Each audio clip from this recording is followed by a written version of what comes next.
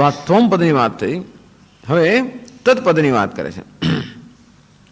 ઈશાનમ ઈશિતારમ ભૂતભવ્યસ્ય કાલત્રયસ્ય.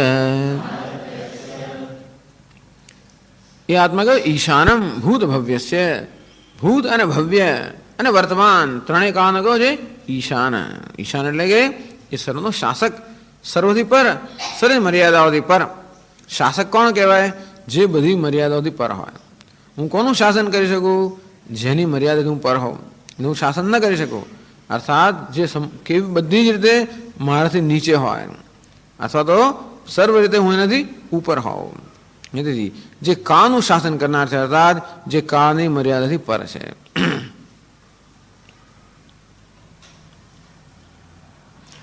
ઈશાનમ ઈશિતારમ ભૂત ભવ્યસ્ય કાલત્રયસ્ય. એટલે ભગવાન કહે છે યો મામ અજમ અનાદિમ ચ વેત્તિ લોક મહેશ્વરમ.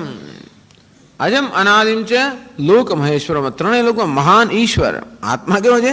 ત્રણેય લોકમાં મહાન ઈશ્વર છે. આત્મા કેવો છે? ત્રણેય કાળનો સ્વામી છે. કેમ સ્વામી છે? આત્મા છે માટે કાળ છે, માટે સમય છે. એવું નથી કે કાળ છે માટે હું અત્યારે માનું છું, આ સમય છે માટે હું છું. ખરેખર તો શું છે? આત્મા છે માટે સમય છે, માટે કાળ છે. કાળ ન હોય તો પણ આત્મા છે.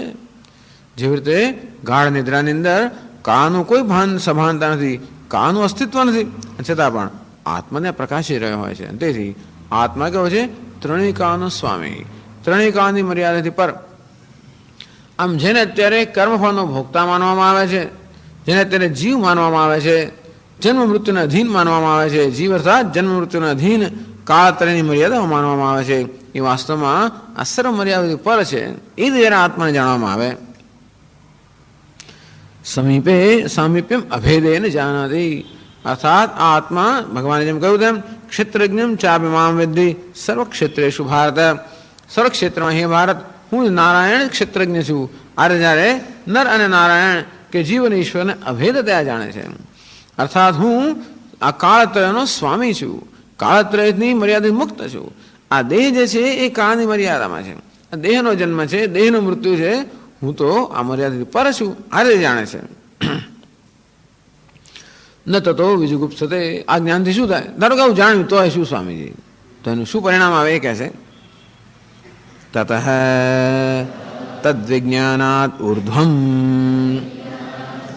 આત્માનમ ન વિજુગુપ્સતે ન ગોપાયિતુમ ઇચ્છતે અભયપ્રાપ્તત્વાત. ન તતઃ. તતઃ એટલે ત્યાર પછી એટલે કે તદ્વિજ્ઞાનાત ઉર્ધ્વમ. આ જ્ઞાન પ્રાપ્ત થયા પછી, અર્થાત આ જીવ જે છે એને ઈશ્વર કે પરમાત્મા એ રીતે જ્યારે એને જાણવામાં આવે છે, એ જ્ઞાન પ્રાપ્ત થયા પછી ન વિજુગુપ્સતે ન ગોપાયતુમ ઇચ્છતિ. અને પછી એ ગોપાયતુમ અર્થાત રક્ષણ કરવાની આત્માનું ન વિજુગુપ્સતે. આત્માનું રક્ષણ કરવાની કોઈ પ્રકારની ઈચ્છા કરતો નથી. આમ ભિન્ન ભિન્ન રક્ષણ થતું હોય. અહીં તો કહે છે નરકપાદાદિ ભયાત ન રક્ષિતુમ ઇચ્છતિ.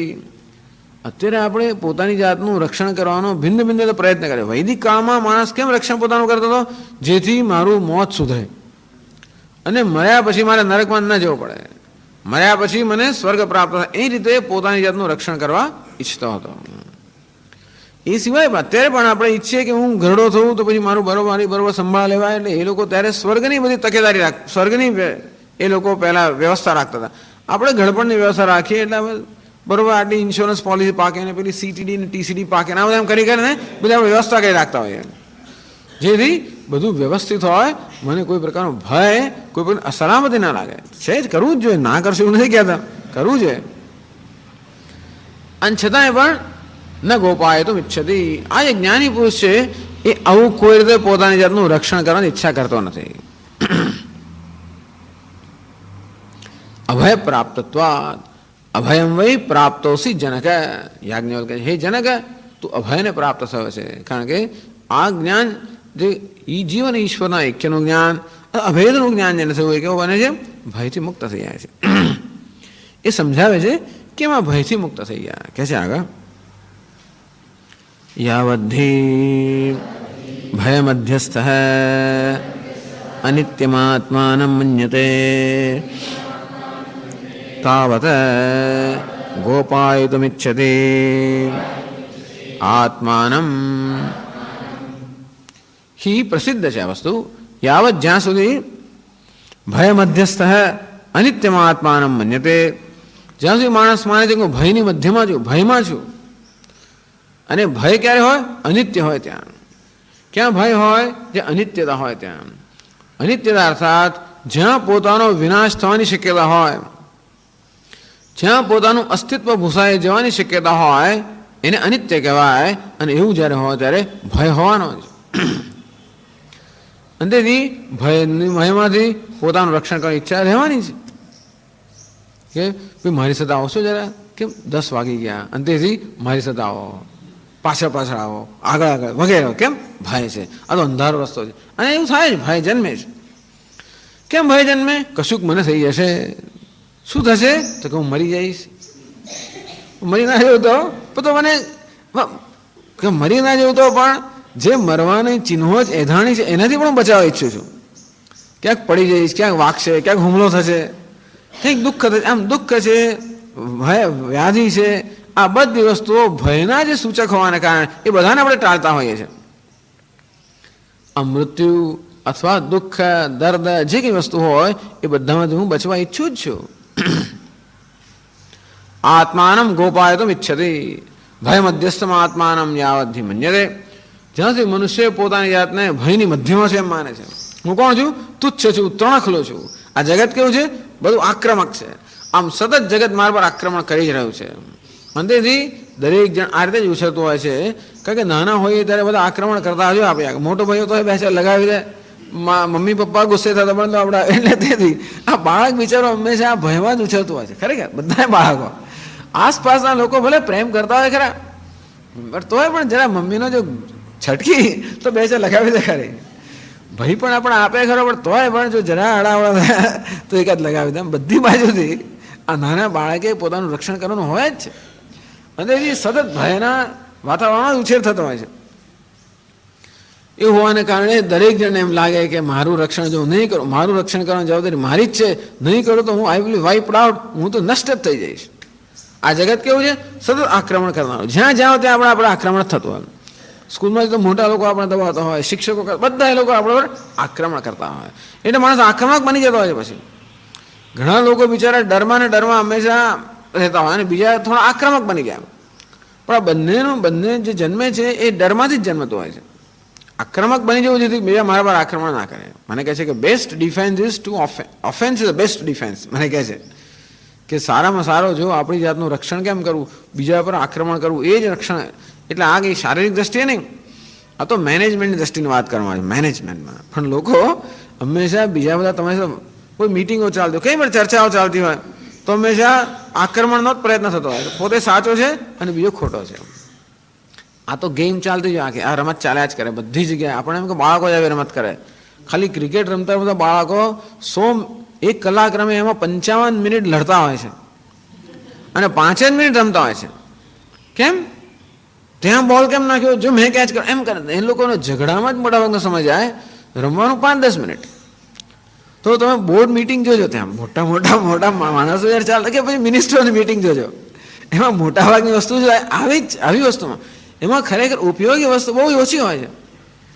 એની બાળક બુદ્ધિ ચાલુ રહે છે. આપણા ભલે મોટા થઈ ગયા, આમ બી અનેક પ્રકારની કુશળતાનું પ્રાપ્ત કર્યું હોય. સ્વામીજી કે 70 વર્ષનો માણસ થયો, આમ જો તો વ્યવહારિક કુશળતા એનામાં છે, મોટા બંગલા, ગાડીઓ બધું છે, બાળક બધા સેટલ થઈ ગયા ને બધું. અને તો અમુક રીતે બાળક જ રહ્યો. એટલે અમુક જાતનો આપણા વ્યક્તિત્વનો વિકાસ થતો જ નથી, આપણે કરતા નથી, થતો જ નથી. એટલા માટે એ જ બાળકોની બુદ્ધિ, એ જ બાળપણ અથવા બાળકોની એ જ ટેવ બધા સ્તરે રહી જતી હોય છે. મોટાભાગની ચર્ચાઓ આવી થતી હોય, એમાં ઉપયોગી વસ્તુ બહુ ઓછી થાય. દરેક જણને પોતાનું રક્ષણ કરવાની આવશ્યકતા છે. રક્ષણ ભિન્ન ભિન્ન સ્તરે થતું હોય. પ્રત્યેક ક્ષણે રક્ષણ કરવું મારી જવાબદારી ના આવી જોઈએ.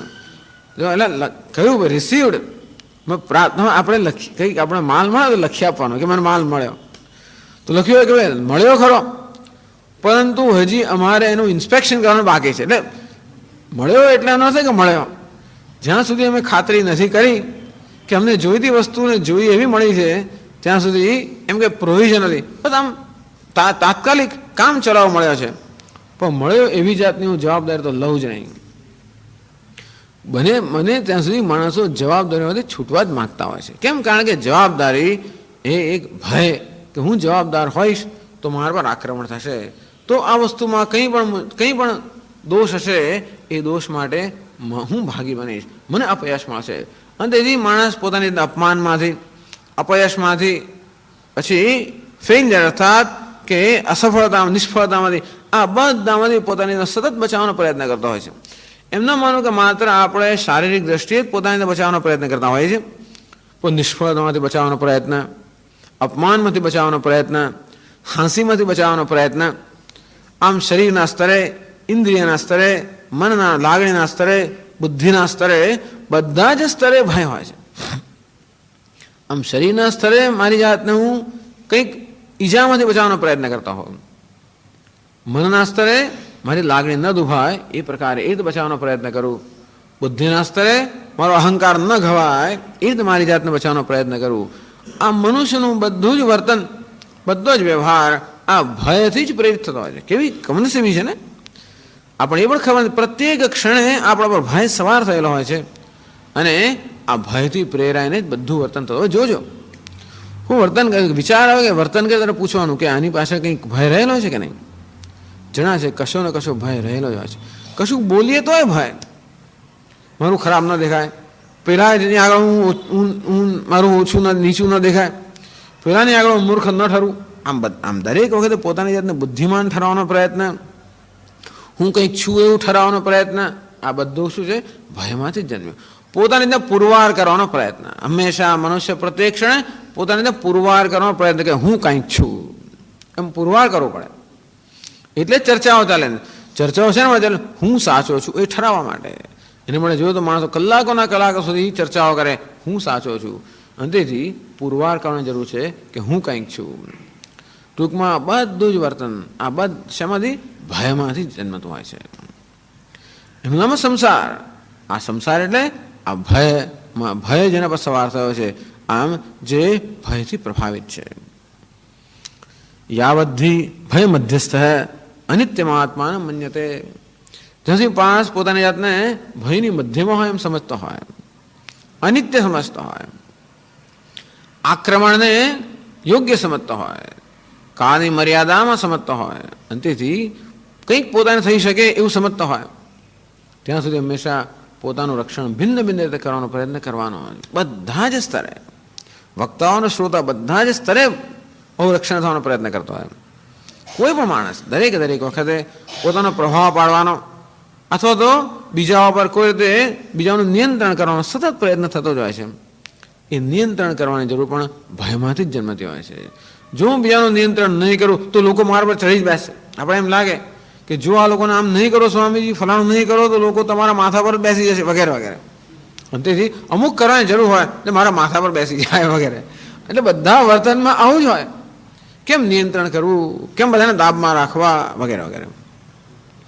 આ શેમાંથી જન્મતો છે? ભયમાંથી જન્મતો. જો સંસાર શું છે સમજવું હોય તો માત્ર પોતાના જ વર્તનનું, એ વર્તનની પાછળ કયા પ્રકારની પ્રેરણા છે એ સમજવાનો પ્રયત્ન કરીશું તો જણાશે કેવા મહાન સંસારી છે.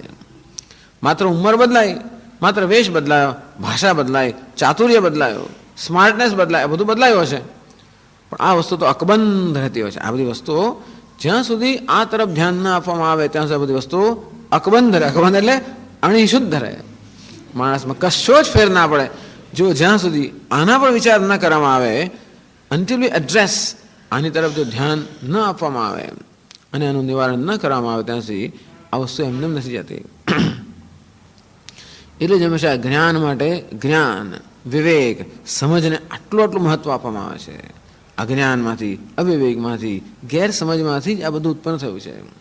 પોતાના વિશેના ભ્રામક ખ્યાલોમાંથી આ ભય ઉત્પન્ન થયો છે. એ પોતાના વિશેના જે ભ્રમમાંથી મુક્ત થયો. એટલે યાવદ્ધિ ભય મધ્યસ્થ અનિત્યમાત્માન મન્યતે તાવત ગોપાય તમે ઈચ્છતિ આત્માનમ. ત્યાં સુધી જ માત્ર પોતાની જાતનું રક્ષણ કરવાની મનુષ્ય ઈચ્છા કરતા હોય છે. અને એવું ન હોય ત્યારે પેલા વ્યતિરેક અન્વય કહે છે. આગળ કહે છે યદા તો નિત્યમ અદ્વૈતમાત્માનમ વિજાનાતિ તદા કિમ કહ કુતો વા ગોપાયતુમિચ્છેદ એતદ્વૈ તદ ઇતિ પૂર્વવત. યદા પરંતુ જ્યારે નિત્યમ અદ્વૈતમાં આત્માનમ વિજાનાતિ, જ્યારે જોયું છે કે હું નિત્ય છું, આમ પોતાને નિત્ય જ્યારે જાણતો હોય, મૃત્યુથી પર જાણતો હોય, કાળની મર્યાદા પર જાણતો હોય, તો કહે છે ધારો કે તમે નિત્ય હોય, હું નિત્ય છું, પણ છતાંય આ જગત અનિત્ય હોય, જગતમાંથી ભિન્ન હોય, તો ભય રહેવાનો જ ને. ભલે હું મોટો છું. હવે એવું છે ને કે આપણે મોટા થઈએ તોય ભયમાંથી મુક્ત થતા. આપણે બધા ખૂબ ધનવાન બનીએ, ખૂબ પ્રતિષ્ઠિત બનીએ, ખૂબ સત્તાવાળા બનીએ તોય ભયમાંથી મુક્ત થતા નથી. ભલે ને આપણી મોટી ગમે એટલી બધી આપણી મોટી પ્રોપર્ટી હોય, સંપત્તિ હોય, અને છતાંય પણ ખૂબ બધા ઝાડો ઉગાડ્યા, ખૂબ બધા ફળ ફૂલ, ખૂબ બધું છે. અને તો ગઈકાલે જ મને કે સ્વામીજી અહીંયા આગળ તમારા આવો ડર છે. હજી સુધી ઊભો થયો નથી, હજી નવાની વાત છે. પછી અમારે ફલાણા ત્યાં રામકૃષ્ણ મિશનનો આશ્રમ બહુ સુંદર, ખૂબ બધી એમની જમીન ખૂબ બધી છે, ખૂબ સુંદર વૃક્ષો, ખૂબ ફૂલ ને ખૂબ ફળ ને ખૂબ શાકભાજીને બધું વાવે છે. પણ એમના હાથમાં કશું આવતું જ નથી. આજુબાજુના લોકો બધા છે એ બધા આવી આવીને કોઈ આ લઈ જાય ને પેલું લઈ જાય ને ફલાણું લઈ જાય ને, તેથી કશું હાથમાં નથી આવતું. એટલે આપણી પાસે આટલું આટલું હતો એ ભયમાંથી મુક્ત નથી. કેમ? કારણ કે જેની પાસે નથી એનાથી તો આપણે ભય રહેવાનો છે. ધ હેવ્સ હેવ નોટ, એમ કે જેની પાસે છે અને નથી. આમ જેની પાસે છે એને ભય રહે છે, જેની પાસે નથી એ ના પડે. એટલે જ કમ્યુનિસ્ટ લોકો કે કોઈ પાસે હોય પણ ના પણ બધાને ભેગા સરખું જ આપી દો. એવું થતું તો બરાબર છે, થતું નથી. આપણે ઈચ્છીએ તેથી જેની પાસે છે એને પણ ભય છે કે જેની પાસે નથી એ મારું ક્યારેક લૂંટી લેશે. અને આપણે જમતા તો કૂતરો સામે જ બેઠેલો હોય, કાંઈ એની બિચારો ભૂખ્યો છે, અને તેથી રાહ જ જોઈ રહ્યો કે ક્યારે આ પૂરું કરે, ક્યારે એના થોડા ટુકડા મને મળે. અને ન મળે તો બસવાય મળે, અને જો કદાચ ના આપે તો કદાચ આવીને આક્રમણ કરીને લઈ પણ જાય. શક્ય છે. બિલાડી વધારે સ્માર્ટ હોય છે, એટલે એ કૂતરા કરતાં બિલાડી બહુ સ્માર્ટ હોય. એ તો બિલાડી આમ આરામથી લઈ જાય, ખબર પણ ના પડે. પેલો કૂતરો ભસ ભસ કરે, એને બિચારાને ખબર નથી પડતી કે કેવી રીતે કરવું. જે દરેકની રીત ભલે જુદી જુદી હોય, પણ દરેક જણ એટલે નબળો માણસ પોતે નબળાઈને કારણે આક્રમક બનતો હોય છે. આમ સબળો માણસ પોતાના બળને કારણે આક્રમક બનતો હોય, તો નબળો માણસ નિર્બળતાને કારણે આક્રમક બનતો હોય છે. અને તેથી જે બળવાન હોય એને પણ આક્રમણ. એટલે બધા ભયની કેટલી બધી વાત કરી ભરતૃહરિ. ભોગે રોગ ભયમ, બલે છુતિ ભયમ, અરે કુલે છુતિ ભયમ, વિત્તે નૃપાલાદ ભયમ. આમ ભોગમાં આસક્તિ હોય તો રોગનો ભય હોય, પોતા કુળનો અભિમાન હોય તો હંમેશા પતન થવાનો ડર હોય, ધનમાં આસક્તિ હોય તો હંમેશા રાજાનો ઇન્કમ ટેક્સ વગેરેનો ડર હોય, અને પછી બધામાં ડર. વિત્તે નૃપાલાદ ભયમ, માને દૈન્ય ભયમ, બલે રિપુ ભયમ, કાયે કૃતાંતાદ ભયમ. બહુ અભિમાન ધરાવતો હોય તો કોઈક આપણું અભિમાન તોડનારો નીકળે એવો એક ભય હોય, એમાંથી અભિમાન જન્મતો હોય. માને દૈન્ય ભયમ, બલે રિપુ ભયમ, બળવાન હો હંમેશા દુશ્મનનો ભય હોય. કાયે કૃતાંતાદ ભયમ, આ દેહની અંદર આસક્તિ હોય હંમેશા મૃત્યુનો ડર રહેવાનો.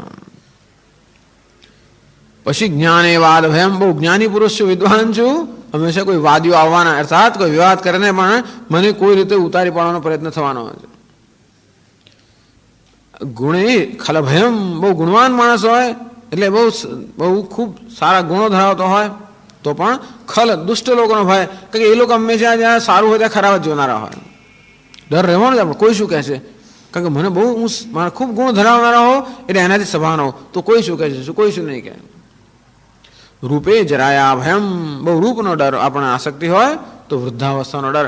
આમ સર્વમ વસ્તુ ભયાન્વિતમ ભૂમિ નૃણામ વૈરાગ્ય મેવા ભયમ. ભરતૃહરિ કહે છે બધી જ વસ્તુઓની આસક્તિ હંમેશા ભયથી જ અન્વિત થયેલી હોય છે. વૈરાગ્ય મેવા ભય, એક વૈરાગ્યમાં જ માત્ર ભય છે. પણ એ આ ભયની વાત કરે છે અહીંયા. યદા તો નિત્યમ અદ્વૈતમાં આત્માને મન્યતે, જે દ્વૈત પણ ધરતા એ જાણે છે કે એક જ આત્મા, હું જ સર્વનો આત્મા છું, તેથી હું તો આ પ્રકારનો પણ દ્વૈત જ્યાં નથી. તથા કિમ ગોપાય તુમ ઇચ્છેદ, પછી કોનું રક્ષણ કરવાની હોય. કહે ગોપાય તુમ ઇચ્છેદ, કોણ રક્ષણ કરે. કુતો ગોપાય તુમ ઇચ્છેદ, કોનાથી રક્ષણ કરવાનું હોય. કોણ કોનું કોનાથી રક્ષણ કરે. શંકરાચાર્ય કહે છે જ્યારે જાણે કે હું જ સર્વ છું, અર્થાત હું જ સર્વનો આત્મા છું, ત્યારે કોણે રક્ષણ કરવાનું હોય, કોનાથી રક્ષણ કરવાનું હોય અને શેનું રક્ષણ કરવાનું હોય? જેનું રક્ષણ કરવાનું છે એ પણ હું, જેનાથી રક્ષણ કરવાનું છે એ પણ હું, અને જેના વડે રક્ષણ કરવાનું છે તે પણ હું. આમ ક્યારેય પોતાને પોતાનાથી ડર ના હોય, પોતાને પોતાની જાતથી રક્ષણ કરવાની આવશ્યકતા ના હોય. એક જ આત્મા, એ જ સર્વ છે, એ જ હું છું. આ પ્રકારના જ્ઞાનીને ક્યાં ભય હોય અને તેથી એને ક્યાં રક્ષણ કરવાની આવશ્યકતા હોય? એ તદ્વૈત દીદી પૂર્વત, એ જ હે નચિકેતા તે જે પૃચ્છા કરેલી એ જ આ તત્વ છે જેનું જ્ઞાન પ્રાપ્ત કરીને જ્ઞાની પુરુષ સર્વભયમાંથી મુક્ત થઈ જાય છે.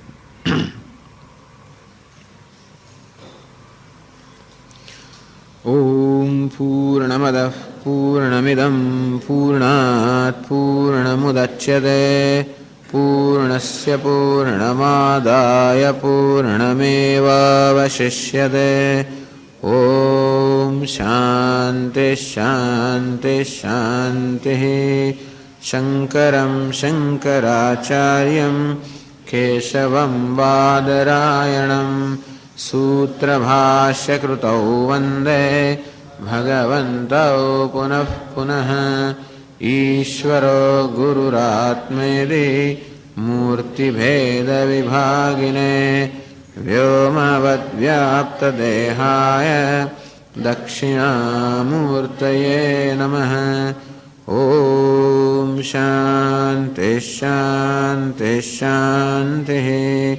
હરિ ઓમ શ્રી ગુરુભ્યો નમઃ.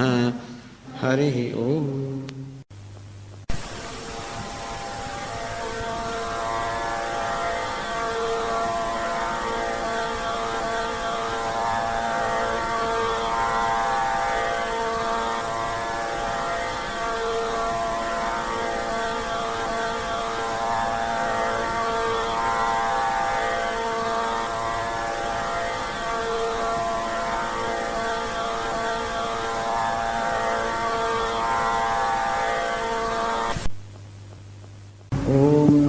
भगवते वैवस्वताय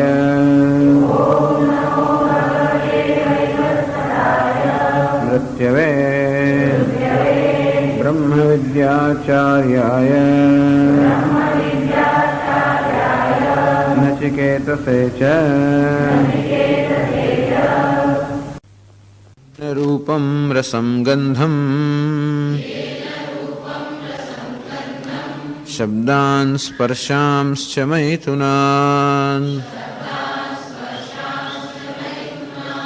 एतेनैव विजानाति किमत्र परिशिष्यते एतद्वै तत् स्वप्नान्तं जागरितान्तम् चोभौ येनानुपश्यति महान्तं विभुमात्मानं मत्वा धीरो न शोचति यैमं मध्वदं वेद आत्मानं जीवमन्तिकात् ईशानं भूतभव्यस्य न ततो विजुगुप्सते एतद्वै तत् येन रूपं रसं गन्धं शब्दान् स्पर्शांश्च मैथुनान् एतेनैव विजानाति किमत्र परिशिष्यते. येन જેના વડે વિજાનાતિ આ મનુષ્ય જાણે છે રૂપમ રસમ ગંધમ શબ્દાન સ્પર્શાંશ મૈથુનાન. આમ શબ્દ સ્પર્શ રૂપ આ બધા જ્ઞાન, આ બધું જ જ્ઞાન જેને કારણે આ મનુષ્યને થાય છે. શેને કારણે જ્ઞાન થાય છે? તો પ્રશ્ન કર્યો કે સામાન્ય સમજ એવી છે કે હું અર્થાત આ દેહાદિ સંઘાત, બસ એને જ આ બધું જ્ઞાન થતું હોય છે. તો ઉત્તર આપવામાં આવ્યો કે આ જે દેહાદિ સંઘાત છે એ પણ પંચમહાભૂતોનો બનેલા હોવાને કારણે બીજા બધા પદાર્થો ઘટપટ વગેરે જે પણ પંચમહાભૂતમાંથી બન્યા છે એના કરતાં તાત્વિક રીતે ભિન્ન નથી. અને તેથી આપણે જેમ કહેતા હોઈએ કે પંચમહાભૂતનો બનેલો આ સંઘાત એ બીજા વિશ્વને જાણી શકે અને પોતાને પણ જાણી શકે. મારો એવો અનુભવ છે કે હું પોતાનાથી પણ સભાન છું, અન્ય વિષયોથી પણ સભાન છું. એ કયો હું છે જે પોતાનાથી અન્યથી સભાન છે? આ દેહ ઇન્દ્રિયનો બનેલો પંચમહાભૂતનો બનેલો સંઘાત એ પોતાનાથી અન્યથી સભાન છે. જો એમ જ હોત તો પંચમહાભૂતમાંથી બનેલા બીજા પદાર્થોમાં પણ એ પ્રકારની સભાનતા હોત. એટલે કે ટેબલ, ખુરશી કે માઇક્રોફોન આ બીજા બધા વિષયો પણ કે પદાર્થો જે પંચમહાભૂતમાંથી બનેલા છે તો એમનામાં પણ પોતાના વિશે અને અન્ય વિશે સભાનતા હોત. પણ એવું નથી. અને તેથી કહી શકાય કે નહીં, પંચમહાભૂતનો બનેલો આ દેહાદિ સંઘાત એ કંઈ જ્ઞાતા નથી. એ કેવો છે? જ્ઞેય છે, વિજ્ઞેય છે. જેમ ઘટ પટ કે ટેબલ ખુરશી બધા આપણા જ્ઞાનના વિષયો છે, એ જ રીતે આ સંઘાત પણ આપણા જ્ઞાનનો વિષય હોવાના કારણે એ જ્ઞાતા ન હોઈ શકે.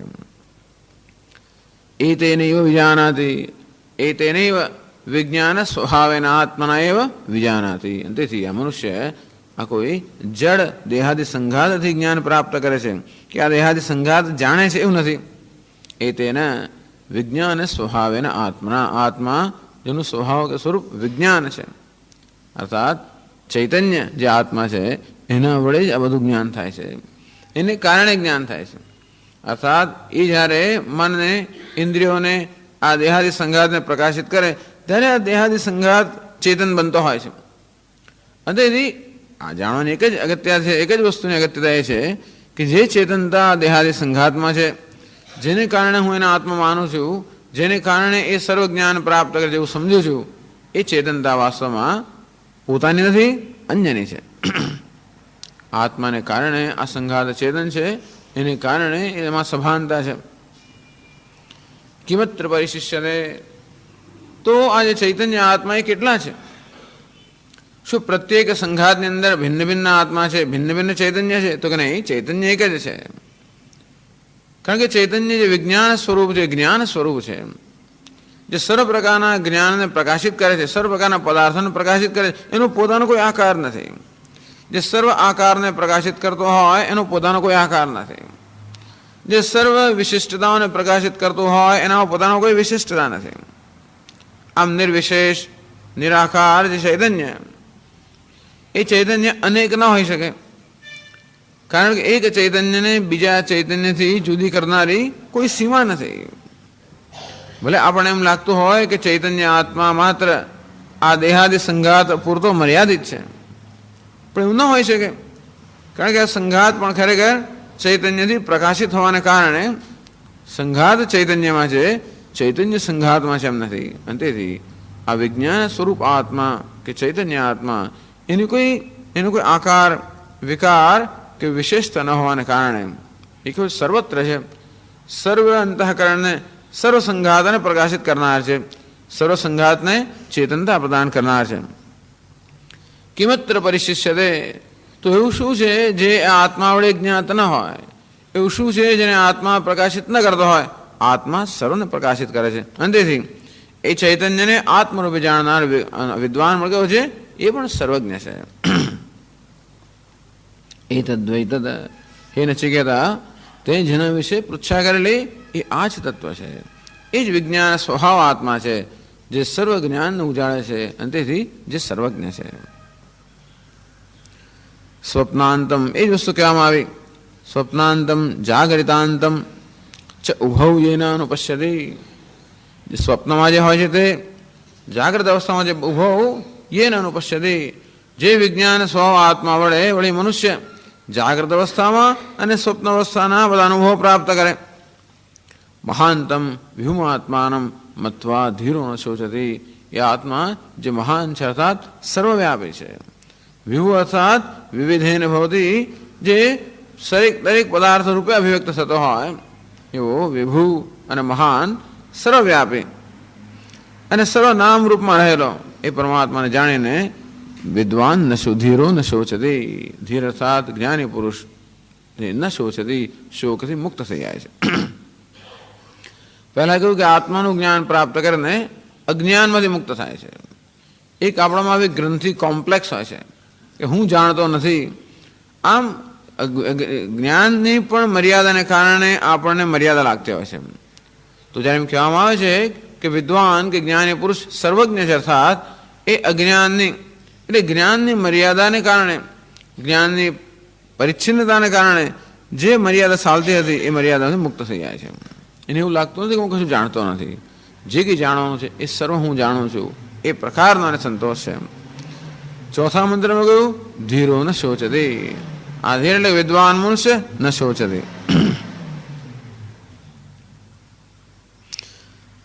વિભુમ વિવિધમ ભવતી અસ્માદ વિભુમ સર્વકલ્પનાધિષ્ઠાનમ મહાંતમ વ્યાપિનમ.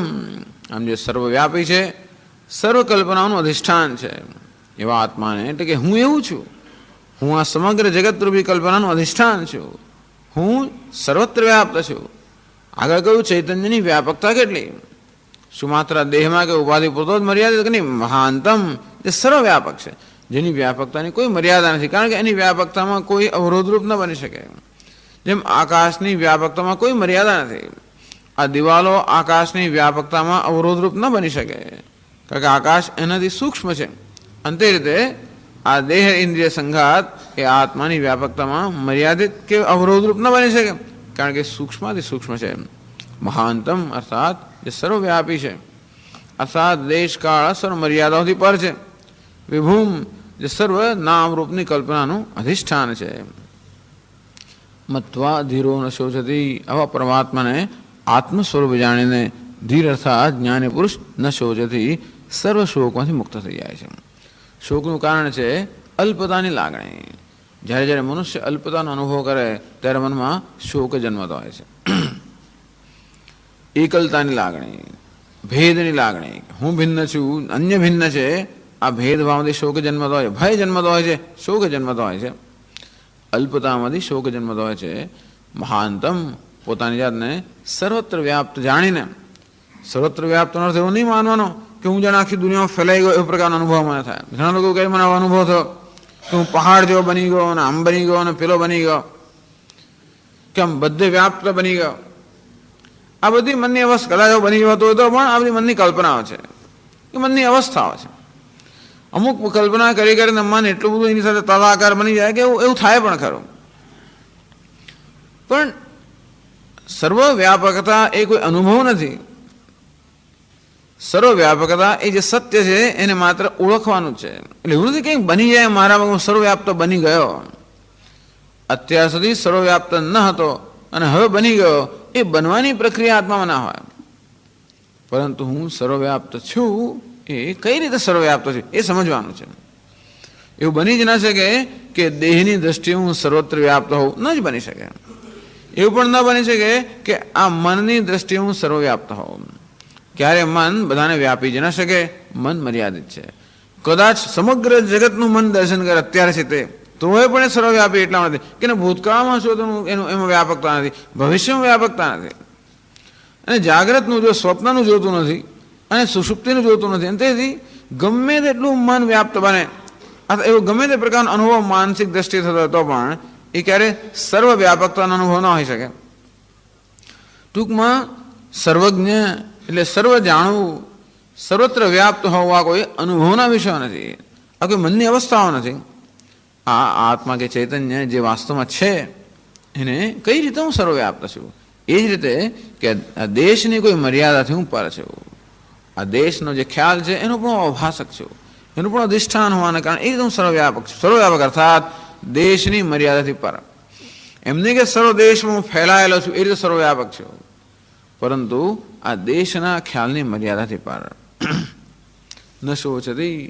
આમ પોતાની મહાન જ્યારે ના જુએ છે, પોતાને અલ્પ જ્યારે જુએ શોક જન્મે જ. મહાન જ્યારે જુએ, સર્વલ્પતામાંથી મુક્ત જ્યારે જુએ, સર્વ શોકમાંથી મુક્ત થઈ જાય. યૈમં મધ્વદમ વેદ આત્માનમ જીવમંત્રિકાત ઈશાનમ ભૂત ભવ્યસ્ય ન તતો વિજુગુપ્સતે. વળી વિદ્વાન વિજુગુપ્સા, ગોપાયતુમ ઈચ્છા, પોતાની જાતનું રક્ષણ કરવાની ઈચ્છામાંથી કે પોતાની જાતનું રક્ષણ કરવાની જરૂરિયાતમાંથી મુક્ત થઈ જાય છે. ન ગોપાયતુમ ઇચ્છતિ અભય પ્રાપ્તત્વાत्. પછી કે જે વિદ્વાન મનુષ્ય જ્ઞાની કેવો છે? ભયમાંથી મુક્ત, શોકથી મુક્ત, ભયમાંથી મુક્ત, અજ્ઞાનમાંથી મુક્ત. ઈશાનમ ભૂત ભવ્યસ્ય, એ આત્માને કેવો જાણે છે? ભૂત ભવ્યસ્ય ઈશાનમ. ભૂત અને ભવ્ય એમાં ઈશાન અર્થાત એનો શાસક, એનો નિયંતા, એ કલ્પનાનું અધિષ્ઠાન, એનો અભાસક. એ રીતે પોતાને જ્યારે જાણે એટલે જુએ કે જે કાળની મર્યાદા છે એમાંથી મુક્ત છે. મહાનતમ કહીને દેશની મર્યાદાઓથી મુક્ત ગયો. ઈશાનમ ભૂત ભવ્યસ્ય, ભૂતકાળ, ભવિષ્યકાળ, વર્તમાન કાળ એ સર્વ ઈશાન અર્થાત શાસક, અર્થાત આ કાળની મર્યાદાથી પણ મુક્ત. આમ કાળની મર્યાદાથી મુક્ત થવાને કારણે શોકથી મુક્ત થયો, દેશની ભયથી મુક્ત થયો, અને દેશની મર્યાદા મુક્ત થવાને કારણે શોકથી મુક્ત થયો. આમ શોક અને ભય સાથે હોય છે.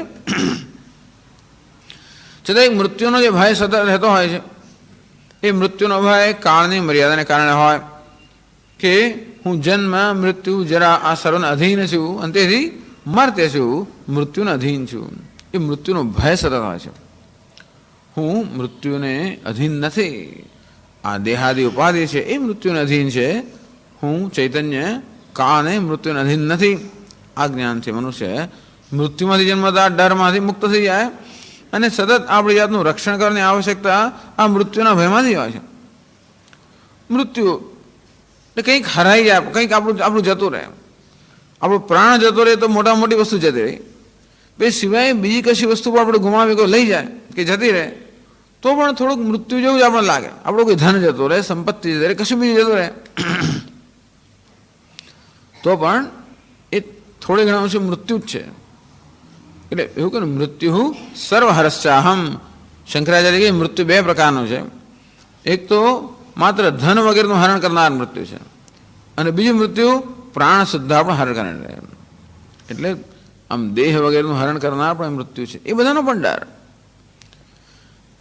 યાવદ્ધિ ભય મધ્યસ્થ અનિત્યમાત્માનમ મંજતે તાવત ગોપાયતુમ ઇચ્છતિ આત્માનમ. જ્યાં સુધી મનુષ્ય પોતાને જાણે ભય મધ્યસ્થ, હું ભયની મધ્યમાં છું, અંદરથી સતત કોઈને કોઈ પ્રકારના આક્રમણ થવાની શક્યતા મારામાં જ્યારે મને મારી જાતને જોયું કે મારા પર આક્રમણ થવાની કોઈને કોઈ શક્યતા જ્યારે રહેલી હોય ત્યારે મારી જાતનું રક્ષણ કરવાની સ્વાભાવિક જરૂરિયાત છે. અને હું જ્યાં સુધી મારી જાતને આ દેહાદી સંઘાત માનતો હોઉં ત્યાં સુધી હંમેશા આક્રમણ થવાની શક્યતા રહેલી જ હોય. કારણ કે હું અનેકમાંનો એક છું, આ જગતથી ભિન્ન છું. દ્વિતીયાદ્વય ભયમ ભવતી. અને તેથી જ્યાં સુધી જગતને કે અન્યને ભિન્ન માનતો હોઉં ભય જરૂર ઉત્પન્ન થવાનો.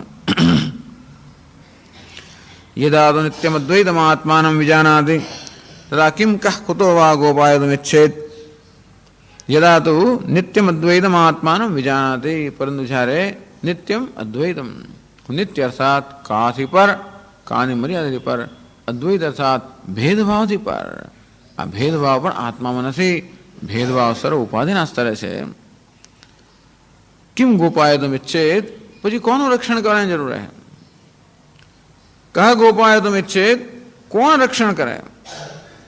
કુતો ગોપાયતુમિચ્છેત, કોનાથી રક્ષણ કરવાનું હોય? આત્માનમ ચેદ વિજાનીયાત અહમસ્મિ પુરુષ કિમિચ્છન કસ્ય કામાય. એવો શ્લોક આવે છે બૃહદારણ્યકમાં કે જ્યારે મનુષ્ય આત્માનું વાસ્તવિક જ્ઞાન પ્રાપ્ત કરે, અયમસ્મિ પુરુષ, આ બ્રહ્મ હું છું એ પ્રકારનું જ્યારે જ્ઞાન પ્રાપ્ત કરે, કિમિચ્છન કસ્ય કામાય. હવે એને કઈ વસ્તુની ઈચ્છા હોય? કારણ કે હવે કોઈ વસ્તુ ભિન્ન ન હોવાને કારણે ઈચ્છાનો કોઈ વિષય જ ન રહ્યો. ઈચ્છા ક્યારે હોઈ શકે? મારે અન્ય કશું ઈચ્છનીય હોય ત્યારે. અન્ય જ્યારે કંઈ છે જ નહીં, કેમ ઈચ્છન કસ્ય કામાય. હવે કોઈ ઈચ્છા કરનારો પણ ન રહ્યો. કારણ કે જ્યાં અયમ અસ્મિ પુરુષ, હું પૂર્ણ છું એ પ્રકારનું જ્ઞાન થાય, ઈચ્છા કરનારો પણ ન રહ્યો. અદ્વિતીયત્વનું જ્ઞાન થાય, ઈચ્છાનો વિષય પણ ન રહ્યો. અને તે જ રીતે અહીં કહે છે કિમ કહે કુતો વા ગોપાયતુમ ઇચ્છેત. ભાષ્યકાર કહે છે કે કોણ રક્ષણ કરવાની, રક્ષણ કોણ કરે અથવા તો કોને રક્ષણ કરવાની આવશ્યકતા છે? જેને રક્ષણની આવશ્યકતા એ જ હવે રહ્યો નથી. કોનાથી રક્ષણ કરવાની આવશ્યકતા છે? જેનાથી રક્ષણ કરવાની આવશ્યકતા જેનાથી એ પણ રહ્યું નથી. અંતેથી કોનું રક્ષણ કરવાનું છે, કોનાથી રક્ષણ કરવાનું છે, કોણ રક્ષણ કરે, આવું દ્વૈત હોય ત્યાં સુધી આ બધું જ હોય. કોઈકનાથી કોઈક રક્ષણ કરે, હવે કોઈ પણ નથી અને કોઈના પણ નથી. હવે છઠ્ઠા મંત્રથી કહે છે આગળ,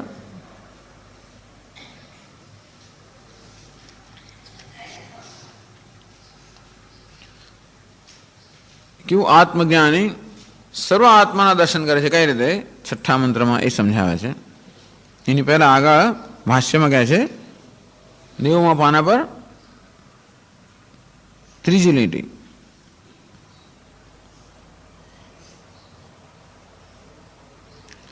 યહ પ્રત્યેગાત્મા ઈશ્વર ભાવેન નિર્દિષ્ટઃ સ સર્વાત્મા ઇત્યેતદ્ દર્શયતે.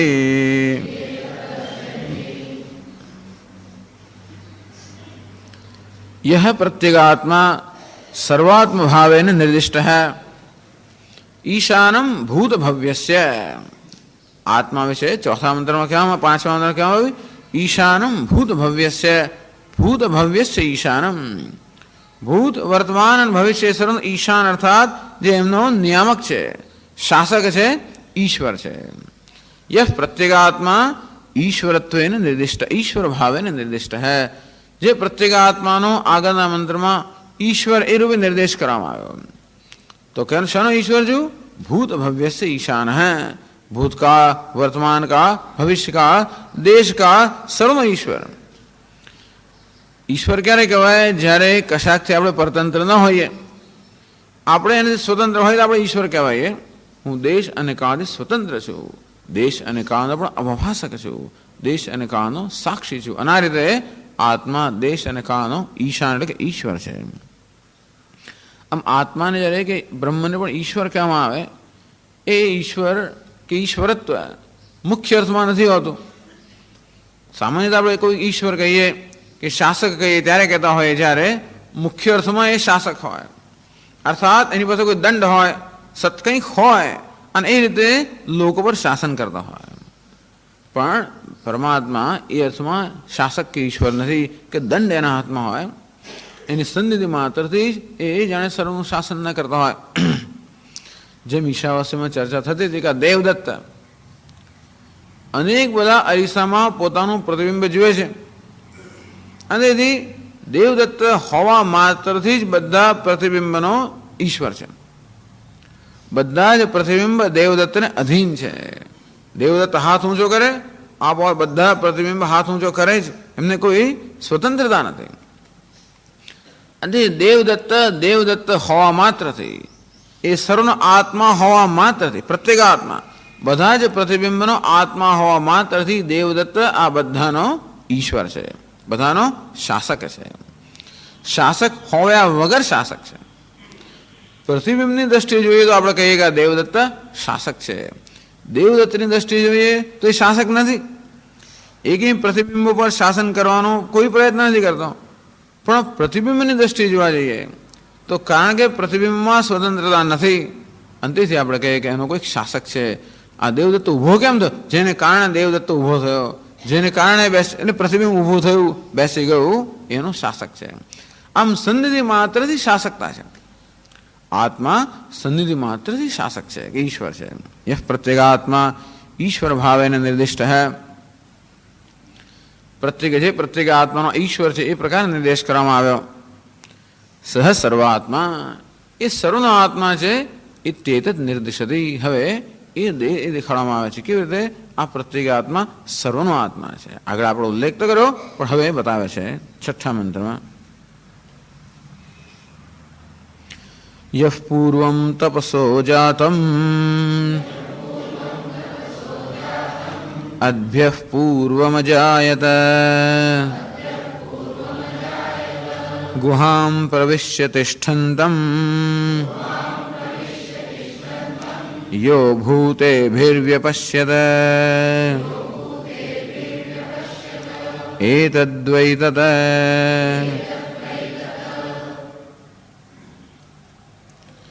યહ પૂર્વમ તપસો જાતમ અદ્યઃ પૂર્વમ અજાયત ગુહામ પ્રવિશ્ય તિષ્ઠંતમ યો ભૂતેભિર્વ્યપશ્યત.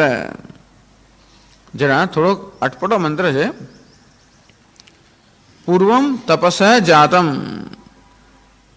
જે પૂર્વ અર્થાત સૃષ્ટિના પ્રારંભ કાળમાં જેનો તપશ્ચર્યાને કારણે એટલે કે તપસ એટલે કે જ્ઞાન લક્ષણ પરમાત્મામાંથી જેનો જન્મ થયો. ટૂંકમાં આ મંત્રમાં હિરણ્ય ગર્ભની વાત કરવામાં આવે છે. તો સૃષ્ટિના પ્રારંભ કાળમાં સૌથી પહેલો કોનો જન્મ થાય? બ્રહ્માજીનો. ભગવાનના નાભિકણમાંથી બ્રહ્માજી ઉત્પન્ન થાય. બ્રહ્માજી એટલે હિરણ્ય ગર્ભ. એ શેમાંથી ઉત્પન્ન થયા? ભગવાનના નાભીમાંથી. એટલે એવી રીતે આ પરમાત્મામાંથી હિરણ્ય ગર્ભનો કે બ્રહ્માજીનો જન્મ થયો. સૌથી પહેલો જન્મ કોનો થાય? હિરણ્ય ગર્ભનો, બ્રહ્માજીનો.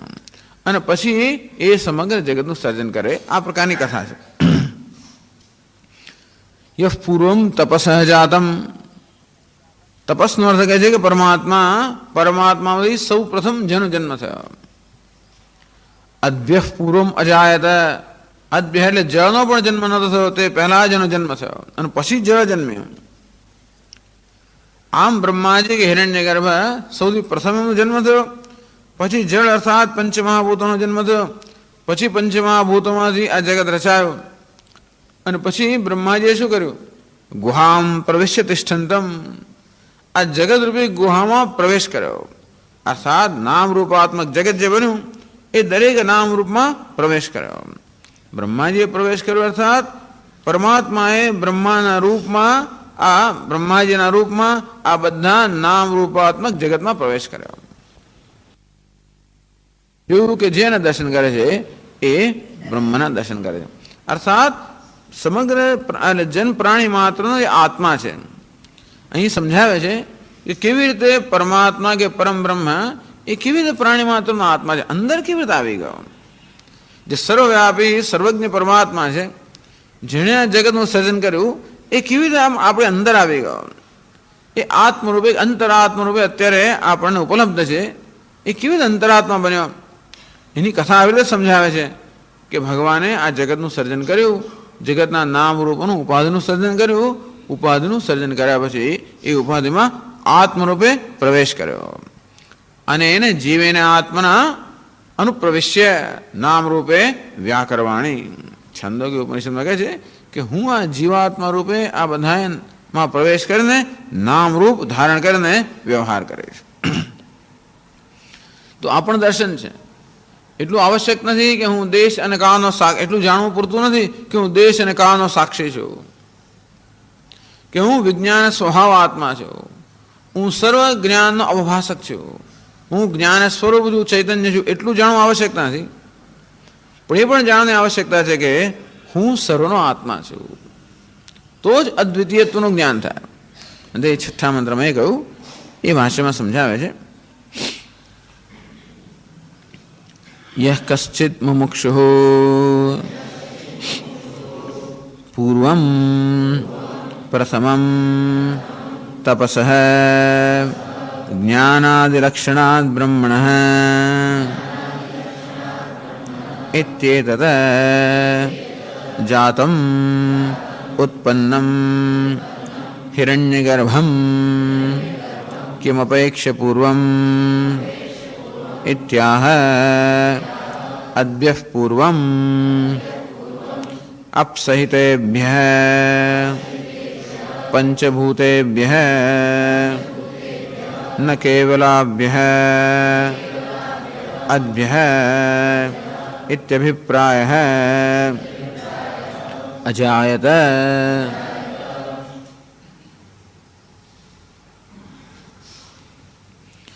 યહ પૂર્વમ અજાયત, જેનો સૌથી પ્રથમ જન્મ થયો. યહ એટલે શું સમજાય? યહ કશ્ચિત મુમુક્ષુઃ, તો યહ વ્યપશ્યત, યહ પશ્યતિ, જે આ પ્રકારે દર્શન કરે છે, જે આજ પરમાત્મા સર્વનો આત્મા છે, એ રીતે પરમાત્માના દર્શન કરે છે. એ તદ્વૈત, એ જેને દર્શન કરે છે એ આ જ બ્રહ્મ છે. યહ કશ્ચિત મુમુક્ષુઃ, પૂર્વમ, પૂર્વ એટલે પ્રથમમ, સૌથી પહેલા જેનો જન્મ થયો. કહેવાનો ભાવ એ છે કે જે મુમુક્ષુ હિરણ્ય ગર્ભના દર્શન કરે છે, એ હિરણ્ય ગર્ભના દર્શન એટલે કે એ પરમાત્માના દર્શન છે. અર્થાત પરમાત્મા જ હિરણ્ય ગર્ભ બની ગયો અને હિરણ્ય ગર્ભ રૂપે એણે જ બધા જીવોમાં પ્રવેશ કર્યો અને હવે એ જ જીવોમાં અંતર્યામી રૂપે અત્યારે વિદ્યમાન છે. એટલે અત્યારે પ્રાણી માત્રનો જે આત્મા છે, જેના પર અંતર્યામી, અંતરમાં રહીને સર્વ નિયમન કરનાર જે અંતર્યામી છે, એ કોણ છે? હિરણ્ય ગર્ભ. હિરણ્ય ગર્ભ કોણ છે? એ જ પરમાત્મા. જે પરમાત્મા પોતે પહેલા હિરણ્ય ગર્ભ બની ગયો અને પછી પંચમહાભૂતોની ઉત્પત્તિ કરી અને બધી ઉપાધિની રચના કરી અને પછી હિરણ્ય ગર્ભ અંતર્યામી રૂપે જેને સર્વ ઉપાધિમાં પ્રવેશ કર્યો છે, એવા સર્વના અંતર્યામી પરમાત્માને જીવે છે, એ પરમ બ્રહ્મને જ જીવે છે. એટલે કે જે અંતર્યામી રૂપે જીવે છે અથવા સર્વ અંતર્યામી છે, એના જે દર્શન કરે છે, એ વાસ્તવમાં પરમ બ્રહ્મના દર્શન કરે છે. અથવા એ જ પરમ બ્રહ્મ કે પરમાત્મા સર્વ અંતર્યામી છે. પણ કેવું અંતર્યામી છે એ સમજાવવાની આ પ્રક્રિયા છે. તો પહેલા હિરણ્ય ગર્ભની વાત કરે છે. પૂર્વમ જાતમ, પ્રથમમ સૃષ્ટિના પ્રારંભ કાળમાં જન્મ થયો હિરણ્ય ગર્ભનો, બ્રહ્માજીનો. શેમાંથી જન્મ થયો? તપસ જાતમ, તપસમાંથી જન્મ થયો. તો તપસ શબ્દનો અર્થ અહીં શંકરાચાર્ય કર્યો જ્ઞાન લક્ષણાત બ્રહ્મણ. અને તપસ શબ્દ જ્ઞાન માટે વાપરવામાં આવે. સતપો તપ્યતા, સો કામયત બહુશ્યામ પ્રજાએતિ સ્વસતપો તપ્યતા. આમ આ પરમાત્માએ તપશ્ચર્યા કરી અને જગતનું ઉત્પન્ન કર્યું. એની કોઈ તપશ્ચર્યા કરવાની આવશ્યકતા નથી, પરંતુ તપશ્ચર્યાનો અર્થ છે જ્ઞાન. એટલે તપસ જ્ઞાનાદિ લક્ષણાત બ્રહ્મણ પ્રથમમ જાતમ. તો જે હિરણ્ય ગર્ભનો આ જ્ઞાન લક્ષણ પરમાત્મામાંથી પહેલા જન્મ થયો. ટૂંકમાં એ પરમાત્મા પોતે જ હિરણ્ય ગર્ભ રૂપે અભિવ્યક્ત. એવું ના માનવું કે આ બ્રહ્માજી જુદા અને વિષ્ણુ જુદા, એવું બે જુદા નથી હોતા. એ વિષ્ણુ ખરેખર બ્રહ્મા બની જાય, એ જ પરમ બ્રહ્મ કે પરમાત્મા હિરણ્ય ગર્ભ રૂપે અભિવ્યક્ત થાય. જેમ એક જ માટીનો પિંડ હોય એમ તો કંઈક આકાર વિશેષ બને, તો એ જ માટી એક આકાર જેમ બની ગયો હોય, એ જ પરમાત્મા પહેલા હિરણ્ય ગર્ભ રૂપે અભિવ્યક્ત થાય. હિરણ્ય ગર્ભ અર્થાત સમષ્ટિ સૂક્ષ્મ શરીર. આ બધા જીવોના જેટલા સૂક્ષ્મ શરીર છે એ બધાનો સમુદાયનું નામ છે હિરણ્ય ગર્ભ. એટલે મુંડકોપનિષદમાં કહે છે યસ સર્વજ્ઞ સર્વેદ યસ્ય જ્ઞાનમયમ તપઃ. તો ત્યાં આગળ ભગવાનનું વર્ણન કરતા કહે છે યસ સર્વજ્ઞ સર્વવિદ. જે સર્વજ્ઞ છે સર્વવિદ છે. સર્વજ્ઞ એટલે સર્વને સામાન્યતયા જાણે છે, સર્વવિદ સર્વને વિશેષતયા જાણે છે. યસ્ય જ્ઞાનમયમ તપઃ, જેનું તપસ છે, જેનું તપસ કેવું છે? જ્ઞાનમયમ. જ્ઞાન એ જેનું તપસ છે, અર્થાત ભગવાનની તપસ્યા કઈ? જ્ઞાન. અને તેથી અહીં કહે પૂર્વમ તપસ જાયત. અને તેથી તપસ એટલે કે જ્ઞાન સ્વરૂપ પરમાત્મામાંથી જે હિરણ્ય ગર્ભની ઉત્પત્તિ થઈ. અજાયત ઇત્યેતદ પૂર્વમ અજાયત. સો જાતમ ઉત્પન્નમ હિરણ્ય ગર્ભમ કિમ અપેક્ષ પૂર્વમ. તો પહેલા એનો જન્મ થયો કોની સરખામણીમાં હિરણ્ય ગર્ભનો જન્મ પહેલા થયો? કે અદ્ભ્ય પૂર્વમ અજાયત. અત શબ્દ અપ શબ્દનો થાય છે જળ. અદ્ભ્ય જળ કરતા પહેલા. એટલા માટે હંમેશા ભગવાનને પેલો જળની અંદર જ બતાવવામાં આવતા હોય છે. અને સૌથી પહેલા એટલે કરારવિંદે અને પદારવિંદમ. ભગવાન જાણે કે આ પ્રલયકાળના જળની અંદર એક વટવૃક્ષ વટપત્ર પર જાણે ભગવાન છે ત્યાં. એટલે એમ કહી શકાય સમગ્ર જગતનું અધિષ્ઠાન છે. અને આ જળનો અર્થ છે પંચમહાભૂત કે માયા. અને એટલે જળથી પણ પહેલા જેનો જન્મ થયો. એટલે પંચમહાભૂતની પણ જ્યારે અભિવ્યક્તિ થઈ નહોતી એ પહેલા જેનો જન્મ થયો. Kim apex પૂર્વમ ત્યાહ અદ્ભ્ય પૂર્વમ અજાયત. અદ્ભ્ય પૂર્વમ અપસહિતેભ્ય પંચભૂતેભ્ય પૂર્વમ. જળનો અર્થ ત્યાં પંચમહાભૂત ગણવાના. ભલે આપણને જળ જ ખાણે પ્રલયકાળનું જળ, ભલે ત્યાં જળ આપણે દેખાડતા હોય પણ આપણે સમજવાનું પંચમહાભૂત. એટલે જળની ઉત્પત્તિ અર્થાત પંચમહાભૂતની ઉત્પત્તિ. એટલે પહેલાં હિરણ્યગર્ભની ઉત્પત્તિ અને પછી આ જળ સહિત પંચમહાભૂતની ઉત્પત્તિ. અજાયત ઉત્પન્ન. પછી આગળ કહે છે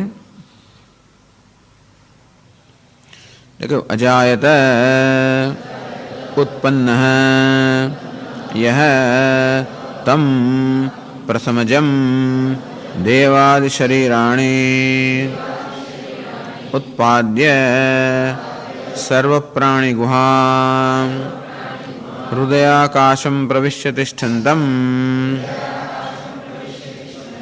શબ્દાદીન ઉપલભમાનમ ભૂતેભિઃ ભૂતૈઃ કાર્યકરણલક્ષણૈः સહ તિષ્ઠન્તમ યહ વ્યપશ્યત યઃ પશ્યતિ ઇત્યેતદ ય એવં પશ્યતિ સ એતદેવ પશ્યતિ યત્તत् પ્રકૃતં બ્રહ્મ.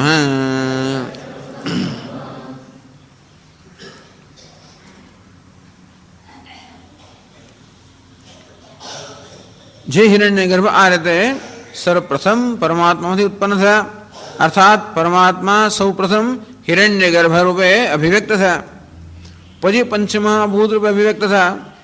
એ પંચમહાભૂતમાંથી આ ભિન્ન ભિન્ન ઉપાધિની રચના થવાની થઈ એ જ સમજાવે છે. પ્રથમ જેમ દેવાદિ શરીરાણી ઉત્પાદ્ય, દેવતાઓ, ગંધર્વો, કિન્નર, મનુષ્ય, પશુ, પક્ષી આ બધા શરીર કે બધી ઉપાધિનું સર્જન થયું પંચમહાભૂતમાંથી. સર્વ પ્રાણી ગુહામ હૃદયાકાશમ પ્રવિશ્ય, એ જ પરમાત્માજી સર્વ પ્રાણીઓની આ ગુહા, ગુહા એટલે કે હૃદયની અંદર પ્રવેશ કરે. કેવી રીતે પ્રવેશ કરે? આત્મરૂપે પ્રવેશ કરે. એટલે એમને મને કહો પ્રવેશ કરવાની કોઈ પ્રક્રિયા છે, ખાલી સમજાવવાની પ્રક્રિયા છે. કેવી રીતે સમજાવવું કે અત્યારે હૃદયની અંદર જે અહમ અહમ એ રીતે આત્મરૂપે પ્રગટી રહેલો છે એ જ પરમાત્મા, એ સમજાવવું કેવી રીતે? જેને આપણે જીવ માનતા હોઈએ છીએ, જે કરતા ભોગતા સુખી દુઃખી જીવ છે, એ જ વાસ્તવમાં પરમાત્મા જે સમજાવવું કેવી રીતે એ સમજાવવાની આ પ્રક્રિયા છે. કે પહેલાં આ બધા શરીરની રચના કરવામાં આવી અને પછી જેવી રીતે પક્ષી કોઈ માળામાં પ્રવેશ કરે જાણે કે, અંતે રીતે પરમાત્માએ આ દરેક ઉપાધિમાં પ્રવેશ કર્યો. બસ એટલે એવું માનવાનું આ તો ખાલી કથા જ છે. એટલે એવું નહીં માનવું કે ખરેખર આમ ભગવાન દૂર હતો ને પ્રવેશ, કારણ કે ભગવાન સર્વવ્યાપ્ત હોવાને કારણે એવું કોઈ સ્થળ હોય જ ન શકે કે ત્યાં નથી. એમ કહેવાય કે આકાશે ઘડાનું સર્જન કર્યું અને પછી ઘડામાં પ્રવેશ કર્યો. તો આકાશ ઘડાનું સર્જન કરે એ પહેલાં પણ સર્વવ્યાપ્ત જ છે અને ઘડાનું સર્જન થયું ત્યારે ઘડામાં છે જ, અને છતાં પણ એમ કહેવાય ઘડાનું સર્જન કરીને ઘડામાં પ્રવેશ કર્યો.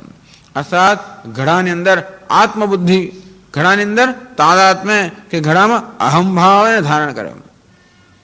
એમ એ જ પરમાત્માએ આ બધી ઉપાધિનું સર્જન કરીને એમાં પ્રવેશ કર્યો. પ્રવેશનો અર્થ એવો નથી કે એની ઉપાધિ બહાર હતો અને અંદર ગયો. બહાર અંદર જે કંઈ છે એ ખરેખર જ છે. અંતર બહિષ્ય તત્સર્વમ વ્યાપ્ય નારાયણ સ્થિત હૈ. જે કંઈ દેખાય છે, સંભળાય છે, જે કંઈ છે એ સર્વ અંદર બહાર નારાયણ છે જ. અને છતાં પણ એ જ નારાયણ, એ જ આત્મા છે. આપણે જેને જીવ માનીએ છીએ એ જ અહંકાર વાસ્તવમાં નારાયણ છે. એ સમજાવવા માટે આ રીતે વર્ણન કરવામાં આવતું હોય છે કે આ બધી ઉપાધિનું સર્જન કરીને પ્રત્યેકના હૃદયની અંદર એ નારાયણે પ્રવેશ કર્યો.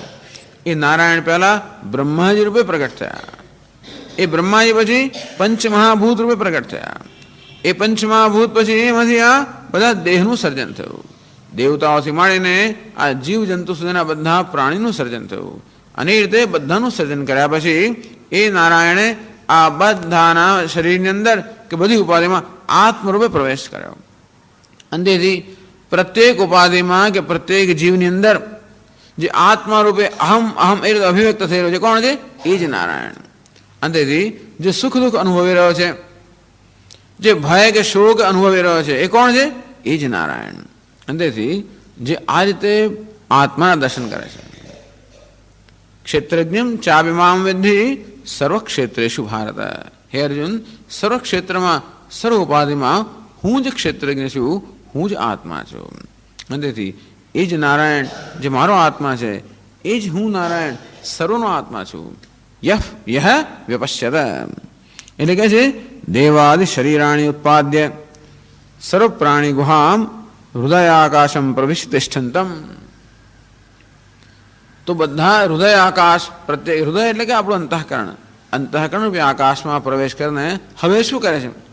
તિષ્ઠંતમ, અત્યારે જે આત્મરૂપે રહેલો છે.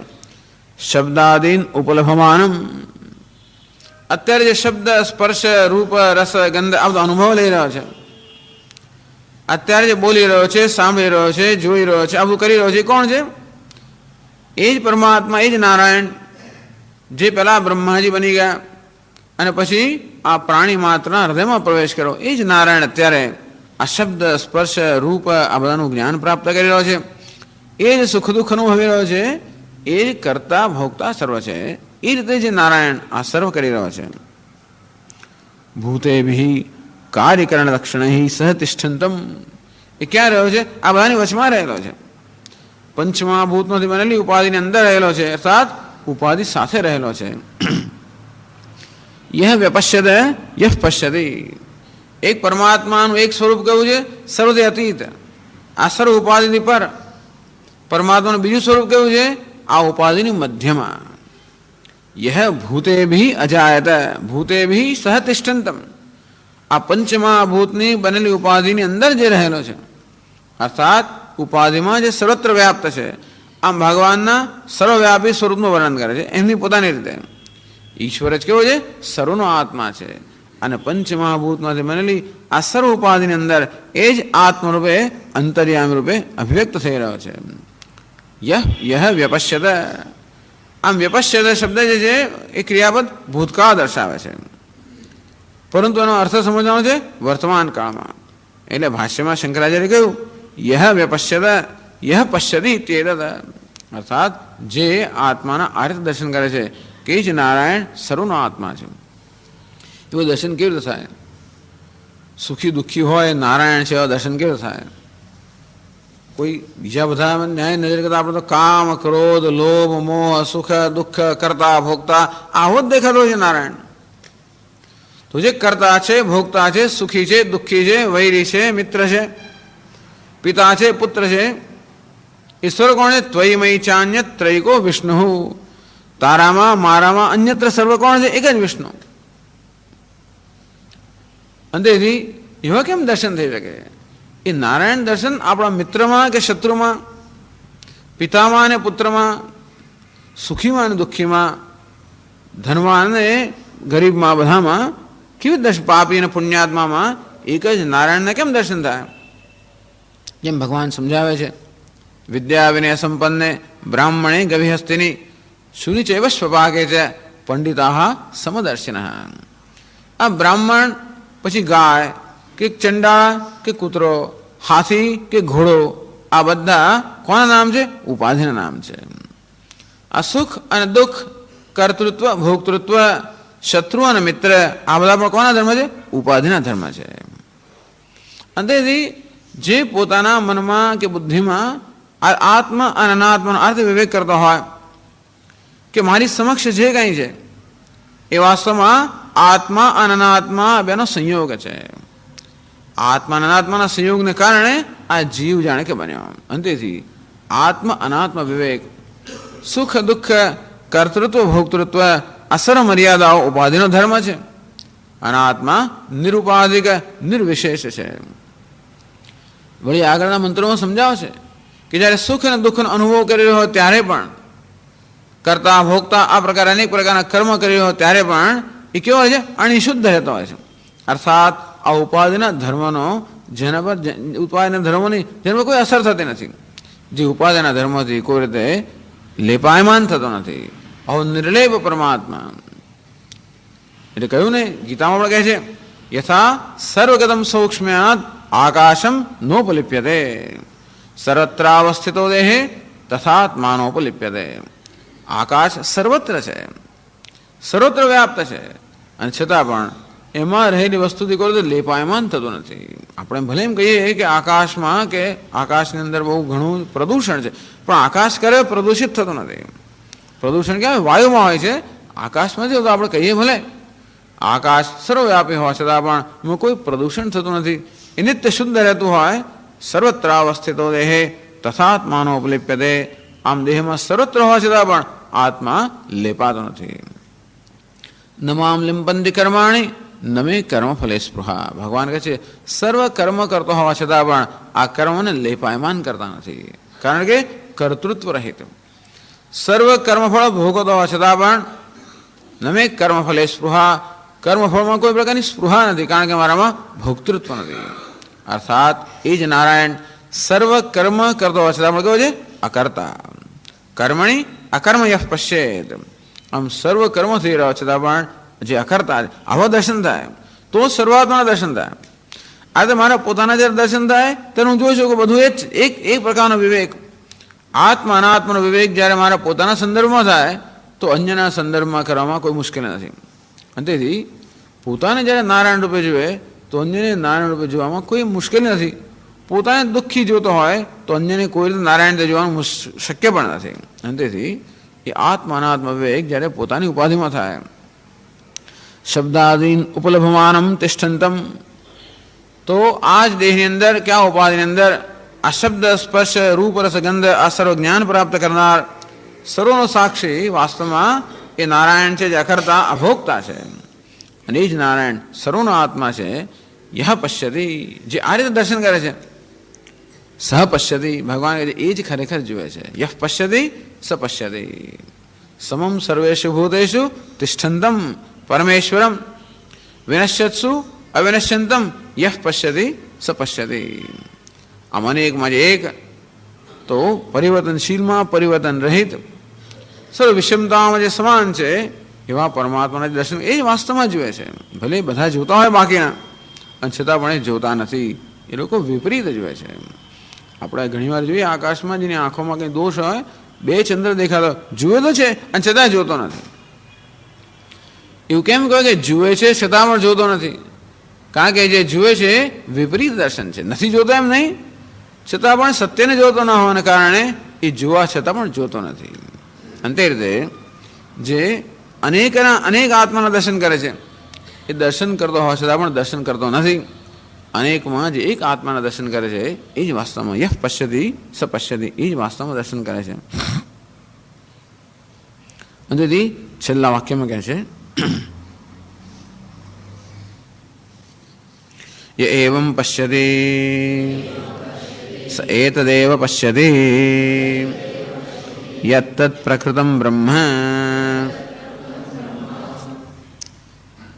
તો કોઈ કહે કે આ રીતે હિરણ્યગર્ભના કે સર્વ અંતર્યામીના દર્શન કરવા એ કે પરમ બ્રહ્મના દર્શન કર. કારણ કે હવે જે નારાયણ દર્શન કરી છે તો નારાયણ ખાતો પીતો કરતો ભોગવતો વગેરે એવા દર્શન જો કર્યા હોય તો એ નારાયણ દર્શન કેમ કહેવાય? તો કે એ નારાયણની જ અભિવ્યક્તિ છે. જેમ સુવર્ણમાંથી અનેક અલંકારો બન્યા હોય એ સર્વ અલંકાર સુવર્ણ જ છે. એક જ નારાયણ અનેક રૂપે જ્યારે અભિવ્યક્ત થઈ રહ્યો હોય તે માત્ર વાસ્તવમાં એક જ છે. અને તેથી આ ભિન્ન ભિન્ન અભિવ્યક્તિની અંદર પણ જે એક જ પરમાત્માના દર્શન કરે છે એ વાસ્તવમાં દર્શન. અને એ જે પરમાત્મા છે, જે સર્વનો આત્મા છે, એ તદ્વૈ તત એ નચિકેતા એ જ છે જેના વિશે તે પૃચ્છા કરી હતી. એ જ વસ્તુ 7મા મંત્રમાં ફરી કહેવામાં આવે છે. હિરણ્યગર્ભસ્યૈવ વિશેષણાંતરમાહ. એ હિરણ્યગર્ભનું, એ જ અંતર્યામીનું, એ જ પરમાત્મા જે સર્વનો આત્મા છે એનું વિશેષણાંતરમ, એની એક બીજી વિશિષ્ટતા કહે છે. 7મા મંત્રમાં કહે છે કિંચ યા પ્રાણેન સંભવતી અદિતિર્દેવતામયી ગુહામ પ્રવિશ્ય તિષ્ઠંતી યા ભૂતેભિર્વ્યજાયત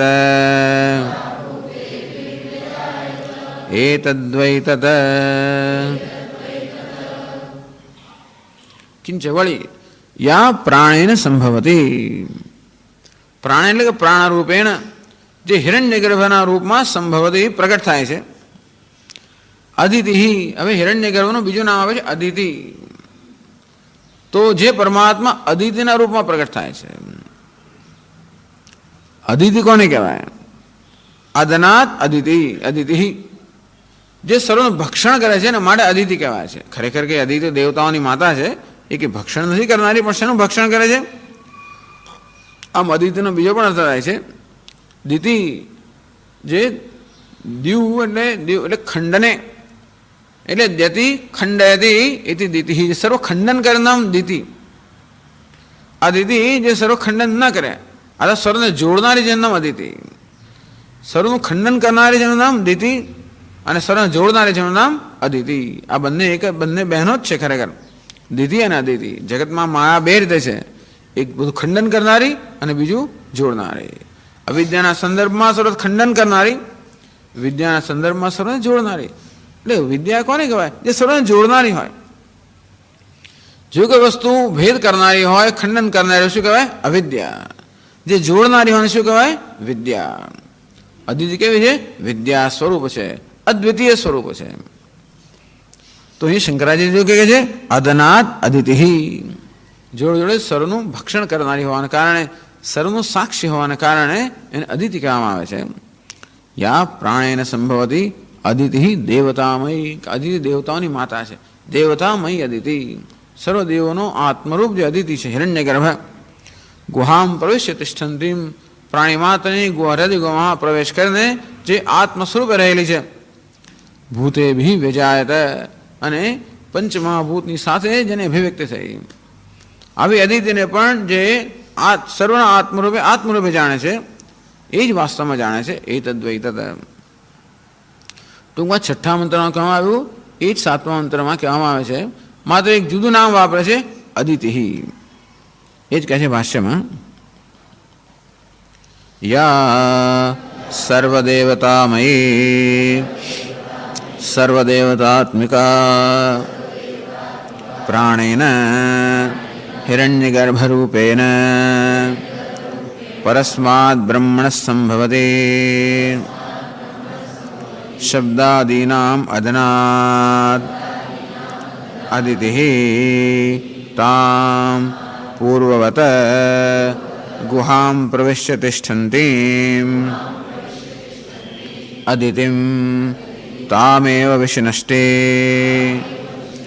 યા ભૂતેભિઃ ભૂતૈઃ સમન્વિતા વ્યજાયત ઉત્પન્ના ઇત્યેતત.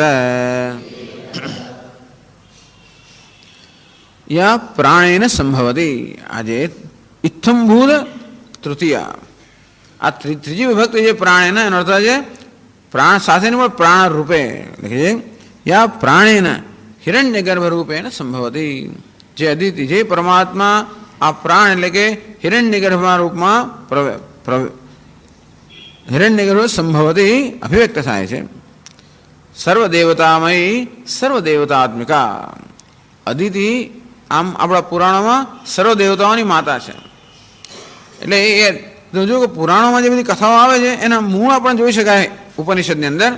અદિતિ સર્વદેવતામયી, તો જે સર્વદેવતાઓની માતા છે, અર્થાત સર્વદેવતાઓની આત્મા છે. સર્વદેવતાત્મિકા, સર્વદેવોની આત્મ સ્વરૂપ છે એ અદિતિ. પ્રાણેન હિરણ્યગર્ભ રૂપેણ પરસ્માદ બ્રહ્મણ સંભવતી, જે હિરણ્યગર્ભના રૂપમાં એટલે બ્રહ્માજીના રૂપમાં કે પ્રથમજના રૂપમાં પરમાત્મામાંથી જે સંભવતી અભિવ્યક્ત થાય છે. અદિતિ શબ્દાદીનામ અદનાદ અદિતિ, શબ્દ સ્પર્શ રૂપ આ બધા પદાર્થોનું સતત અદન એટલે ભક્ષણ કરનારી હોવાને કારણે. આમ આત્મા શબ્દની વ્યાખ્યામાં આપણે એક એની વ્યુત્પત્તિ છે. યચ્ચાપ્નોતિ યદા દત્તે યચ્ચાતિ વિષયાની હૈ. આત્મા શબ્દની વ્યાખ્યા કરતા કહે છે આપનોતિ, જે સર્વત્ર વ્યાપ્ત છે. યદ આદત્તે, જે સર્વને પોતાનામાં સંકેલી લે છે. યચ્ચાતિ વિષયાની હૈ, જે સર્વ વિષયોનું ભક્ષણ કરે છે. આમ આત્મા સર્વ વિષયોનું ભક્ષણ કરે છે. કેટલું ભક્ષણ કરતો હોય છે? કેટલા મોહની પાસે હશે? ભક્ષણ કરવું અર્થાત અનુભવ કરવો. અનુભવ કરો અર્થાત સાક્ષી રૂપે જોવું, અર્થાત સર્વ પ્રકાશિત કરવું. જે આત્મા સર્વ વિષય જ્ઞાનને પ્રકાશિત કરે છે, એ દ્રષ્ટિએ કહેવાય કે એ સર્વનું ભક્ષણ કરે છે. ભક્ષણ એ કોઈ ક્રિયા નથી. ભક્ષણ કરવું અર્થાત સર્વનો અનુભવ કરવો. અત્યારે આ શબ્દનું તમે ભક્ષણ કરી રહ્યા છો. જે શબ્દો અત્યારે સંભળાય છે એ શબ્દનું ભક્ષણ થઈ રહ્યું છે. તો હું તો કંઈ શબ્દ ખાતો નથી, ખાતી નથી, પણ શબ્દ ખવાઈ રહ્યા છે. શબ્દરૂપી આહાર લેવાઈ રહ્યો છે. આંખોથી જોતા હોય ત્યારે પણ આ રૂપ રંગરૂપી આહાર લેવાઈ રહ્યો છે. આમ ભિન્ન ભિન્ન જ્ઞાનેન્દ્રિયો દ્વારા તે વિષયનો આપણે આહાર લઈ રહ્યા હોય છે. આપણે મોં માટે અન્નનો આહાર લેતા હોઈએ છીએ, પણ જ્ઞાનેન્દ્રિયો વડે ભિન્ન ભિન્ન વિષયોનો આહાર લેતા હોઈએ છીએ. અદિતિ અદનાત અદિતિ, અંતેથી એ સતત આહાર લઈ રહી છે. કોનો આહાર લઈ રહી છે? શબ્દાદીન, એટલે શબ્દ સ્પર્શ વગેરે શબ્દાદિનામ શબ્દ વગેરે વિષયોનો, શબ્દ સ્પર્શ વિષયોનો જે આહાર લઈ રહી છે. કોણ? આત્મા. ખરેખર આહાર કોણ લઈ રહ્યું છે? આત્મા જ લઈ રહ્યો છે. હું લઈ રહ્યો છું. હું કોણ છું? ભોગતા, સર્વને ભોગવનાર. પણ ભોગવનાર કે ભોગતા છે એનું વાસ્તવિક સ્વરૂપ કયું? એ જ આત્મા, વિજ્ઞાન સ્વરૂપ આત્મા. જે વિજ્ઞાન સ્વરૂપ આત્મા આ સર્વ વિષયોનો સતત અનુભવ કરી રહ્યો છે, સર્વ વિષયોનો સાક્ષી છે, સર્વ વિષયોનો અવભાષક છે. અને તેથી એને અદિતિ અદિતિ કહેવામાં આવે. એટલે એકવાર હિરણ્યગર્ભનો પુરુષ રૂપે પુલ્લિંગમાં ઉલ્લેખ થયો, એ પરમાત્માનો સ્ત્રીલિંગમાં ઉલ્લેખ થાય અદિતિ. એટલે કોઈ લિંગનો અહીંયા આગળ ખાસ વ્યવસ્થા જ નથી. ક્યારેક એને સ્ત્રી રૂપે દેવી રૂપે વ્યક્ત જણાવવામાં આવે, ક્યારેક દેવના રૂપમાં, અને ક્યારેક બ્રહ્મ એટલે નાન્યતા જાતિમાં, ક્યારેક પુલ્લિંગમાં, ક્યારેક સ્ત્રીલિંગમાં, ક્યારેક નાન્યતા જાતિમાં. અને ટૂંકમાં જ્યારે ઉપાદાન કારણ તરીકે આપણે જોઈએ ત્યારે એને સ્ત્રીલિંગ, નિમિત્ત કારણ રૂપે જોઈએ ત્યારે પુલ્લિંગ, નિમિત્ત અને ઉપાદાન કારણ અધિષ્ઠાન રૂપે જોઈએ તો નાન્યતા જાતિ, કોઈ જાતિ વગરનો. યા પ્રાણેન સંભવતી અદિતિ દેવતામયી ગુહામ પ્રવિશ્ય તિષ્ઠંતી તામ પૂર્વત ગુહામ પ્રવિશ્ય તિષ્ઠંતી. પૂર્વત એટલે આગળ જેમ સમજાવવામાં આવ્યું કે પ્રત્યેક જીવના અંતઃકરણની અંદર તાદાત્મ્ય સાધીને પ્રત્યેક જીવના અંતર્યામી રૂપે જે અત્યારે વિરાજમાન છે કે અભિવ્યક્ત છે. ગુહામ પ્રવિશ્ય તિષ્ઠંતી અદિતિમ યા ભૂતેભિ વ્યજાયત તામેવ વિષનષ્ટિ. એ અદિતિની જ આગળ વિશેષતા કહેવામાં આવે છે. યા ભૂતેભિ ભૂતૈ સમન્વિતા, એટલે કે આ પંચમહાભૂતની સાથે કે પંચમહાભૂતની મધ્યમાં જેનો જન્મ થાય છે, કે જેની અભિવ્યક્તિ થાય છે. ઉત્પન્ના ઇત્યત એતદ્વૈ તત. અને આ રીતે પરમાત્માના અધિત રૂપે દર્શન કરે છે, પરમાત્માના અંતર્યામી રૂપે દર્શન કરે છે, જે પરમાત્માના અધિત રૂપે દર્શન કરે છે.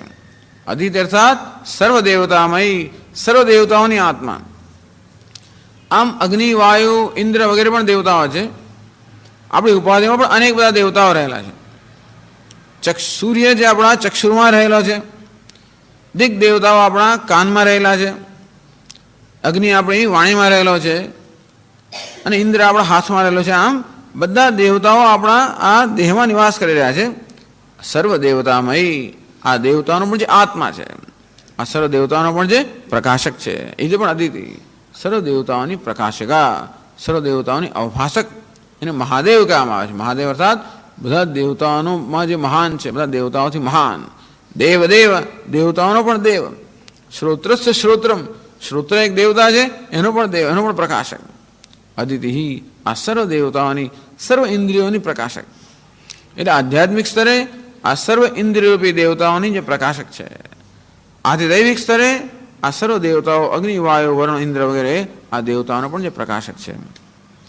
ટૂંકમાં જેને કારણે દેવતાઓ ચમકી, દેવતા કોને કહેવાય? જે ચમકતું હોય ને દેવતા કહેવાય, જે પ્રકાશ સ્વરૂપ હોય ને દેવતા, પ્રકાશમાન હોય દેવતા કહેવાય. દેવતનાથ દેવ. તો આપણા આ ઉપાધિ અંદર આપણી ભિન્ન ભિન્ન જ્ઞાનેન્દ્રિયો જે પ્રકાશી રહી છે, પોતપોતાના વિષયોને અવભાષિત કરી રહી છે. કોને કારણે? જેને કારણે પ્રકાશમાન છે, એને કહે છે અદિતિ, એને કહે છે આત્મા. અથવા સૂર્ય, ચંદ્ર પણ કોના પ્રકાશમાં પ્રકાશી રહ્યા છે?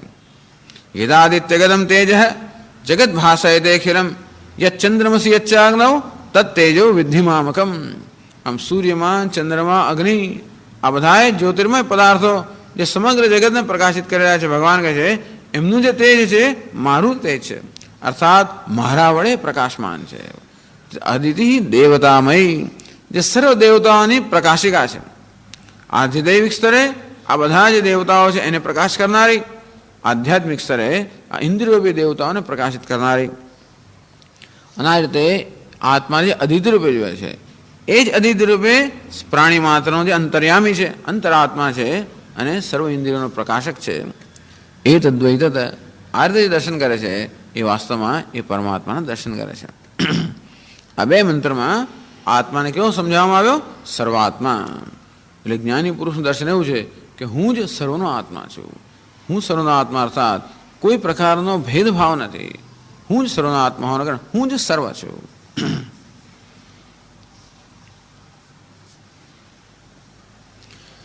એ જ વસ્તુ વળી 8મા મંત્રમાં કંઈક જુદી રીતે કહે છે. કિંચ અરણ્યોર્નિહિતો જાતવેદાઃ ગર્ભ ઇવ સુભૃતો ગર્ભિણીભિઃ દિવે દિવ ઈડ્યો જાગ્રવદ્ભિઃ હવિષ્મદ્ભિર્મનુષ્યેभिरग्નિः एतद्वै तत्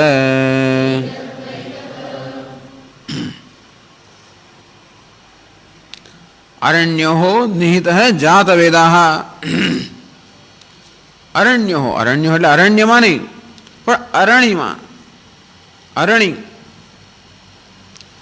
તો વૈદિક કાળની અંદર જ્યારે હવન કે હોમ કરવાનો હોય, યાગ કરવાનો હોય, ત્યારે અગ્નિ પ્રગટાવવા માટે એ લોકો અરણીનો ઉપયોગ કરતા હતા. દિવાસળ તો હતી નહીં એ જમાનામાં. અને તેથી અગ્નિને કેમ પ્રગટાવવો? તો કે મંથનથી અગ્નિને પ્રગટાવવામાં આવતો હતો. એક લાકડાના બે ટુકડા હોય, એ બંને ટુકડામાં અર્ધ ગોળાકાર આ પ્રકારનો છેદ કરવામાં આવ્યો હોય, અને બંને જે લાકડાઓ છે એની વચ્ચે એક દંડ હોય, અને બંનેને પછી જોરથી દબાવવામાં આવે. એ દંડને પછી એનું મંથન કરવામાં આવે. આ મંથનમાંથી અરણીમાંથી અગ્નિ ઉત્પન્ન થાય. એ જે અરણી હોય એને પણ મંત્રથી સંસ્કૃત કરવામાં આવે. અગ્નિ મંથન કરતી વખતે પણ મંત્રોચ્ચાર કરવામાં આવે. અને તેથી આ રીતે અરણીના મંથનથી જે અગ્નિ ઉત્પન્ન થયો કેવો હોય છે? સંસ્કૃત અગ્નિ, પવિત્ર અગ્નિ હોય. અને એ અગ્નિથી પછી યજ્ઞની વેદીમાં એ જે લાકડા છે એને એમાં અગ્નિ પ્રગટાવવામાં આવે.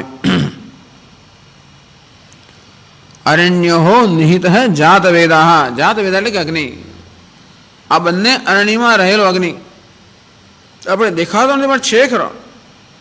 લાકડાની અંદર અગ્નિ આપણે દેખાય નહીં ત્યારે પણ છે ખરો. જ્યારે મંથન કરીએ ત્યારે પ્રગટ થતો હોય છે, અભિવ્યક્ત થતો હોય છે. એ દર્શાવે છે કે અવ્યક્ત અવસ્થાની અંદર આ લાકડામાં અગ્નિ રહેલો છે, ભલે આપણે દેખાતો ના હોય. તો આ અગ્નિ જે અરણ્યોની અંદર રહેલો છે. ગર્ભૈવ સુભૃત ગર્ભિણીભિઃ. ગર્ભિણી સ્ત્રી જેવી રીતે પોતાના ગર્ભની દરકાર લેતી હોય તે જ રીતે અગ્નિ કોણ સંભાળે છે? દિવે દિવે ઈડ્ય જાગ્રવદ્ભિઃ. તો યોગી લોકો સતત આ અગ્નિની દરકાર કરતા હોય છે, કર્મકાંડી લોકો. અગ્નિહોત્રી, તો અગ્નિહોત્રી લોકો પોતાના ઘરમાં જે અગ્નિહોત્રનો અગ્નિ હોય એને એવી રીતે સંભાળ લેતા હોય જેવી સંભાળ કોઈ ગર્ભિણી સ્ત્રી પોતાના ગર્ભની લેતી હોય. તો અહીં અગ્નિનો અર્થ થાય છે એ જ પરમાત્મા વિરાટ. અગ્નિ શબ્દનો અર્થ થાય છે વિરાટ. આગળ આપણે જોઈ ગયા પહેલા અધ્યાયની અંદર કે પહેલી વલ્લીની અંદર પણ કે કેવી રીતે વિરાટની અગ્નિ રૂપે ઉપાસના કરવામાં આવતી હતી. એટલે વેદીમાં અગ્નિ પ્રગટાવવામાં હોય અને ત્યાં વિરાટનો અધ્યારોપ થાય, અને તેથી અગ્નિ એ વિરાટનું પ્રતીક છે. અર્થાત વિરાટની ઉપાસના અગ્નિ દ્વારા થતી હોય છે. અને જ્યારે અગ્નિનો ઉલ્લેખ કરવામાં આવે છે ત્યારે નિર્દેશ કરે ત્યારે સમજવું કે આ વિરાટ. પહેલાં હિરણ્યગર્ભની વાત કરવામાં આવી, હવે વિરાટની વાત કરવામાં આવે છે. હિરણ્યગર્ભ કોને કહેવાય? સમષ્ટિ સૂક્ષ્મ શરીર ઉપહિત ચૈતન્યમ. સમષ્ટિ સૂક્ષ્મ શરીરમાં રહેલો ચૈતન્ય છે એ હિરણ્યગર્ભ. વિરાટ કોને કહેવાય? સમષ્ટિ સ્થૂળ શરીર ઉપહિત ચૈતન્યમ. આ બધા સ્થૂળ શરીરમાં રહેલો છે ને વિરાટ કહેવાય. આ બધું તત્વબોધની અંદર આ બધું વર્ણન આવતું હોય છે. તો પહેલાં અવ્યક્ત, પછી એમાંથી સૂક્ષ્મ શરીર એટલે હિરણ્યગર્ભ, એમાંથી પછી સ્થૂળ એટલે કે વિરાટ. તો જે આ વિશ્વાત્મા છે એને શું કહેવાય? વિરાટ. અગ્નિનો જ્યારે ઉલ્લેખ કરવામાં આવે ત્યારે એનો અર્થ થાય છે વિરાટ. એ જ પરમાત્મા હિરણ્યગર્ભ રૂપે સર્વનું અંતર્યામી છે. એ જ પરમાત્મા વિરાટ રૂપે સર્વની ઉપાધિ છે. એટલે એમ ના માનું કે ભગવાન માત્ર અંદર જ રહેલો છે, પણ જેની અંદર છે એ પણ ભગવાન જ છે. અર્થાત આ ઉપાધિ પણ કોણ છે? એ જ ઈશ્વર. પંચમહાભૂતની બનેલી આ સ્થૂળ ઉપાધિ કોણ છે? એ જ ઈશ્વર. એટલે આ સ્થૂળ ઉપાધિમાં રહેલો ઈશ્વર એને કહેવાય છે વિરાટ. તો આ કર્મકાંડી લોકો જે હોય છે એ વિરાટ પુરુષનું કે પરમાત્માનું અગ્નિરૂપે સેવન કરતા હોય છે, એની ઉપાસના કરતા હોય છે. દિવે દિવે ઈડ્ય, પ્રત્યેક દિન પ્રત્યેક દિવસ ઈડ્ય, જેની સતત સ્તુતિ કરવામાં આવતી હોય છે, જેની પ્રાર્થના કે જેની પૂજા કરવામાં આવતી હોય છે. કોણ આવડે? જાગૃતભિ હવિષ્મદ્ભિ. જાગૃતભિ સતત કહેવાય સજાગ લોકો છે. હવિષ્મદ્ભિ જે અનેક પ્રકારના હવિષ વગેરે યજ્ઞમાં કે હોમમાં જે અગ્નિમાં હોમવાનું દ્રવ્ય છે એ દ્રવ્ય વડે સતત સજાગ રીતે જે યોગીઓ આ અગ્નિનું સેવન કરતા હોય છે. મનુષ્ય બી આ જાગ્રત સજાગ મનુષ્ય વડે જે અગ્નિનું સતત સેવન થઈ રહ્યું છે એ અગ્નિ કે વિરાટ એ પણ આ જે છે એ વિરાટ સર્વનો આત્મા છે. અને આ રીતે જે બ્રહ્મને વિરાટ રૂપે જાણે છે એ તદ્વૈ તદ, આમ વિરાટ એ પણ એ જ બ્રહ્મ છે. હિરણ્યગર્ભ એ પણ એ જ બ્રહ્મ છે.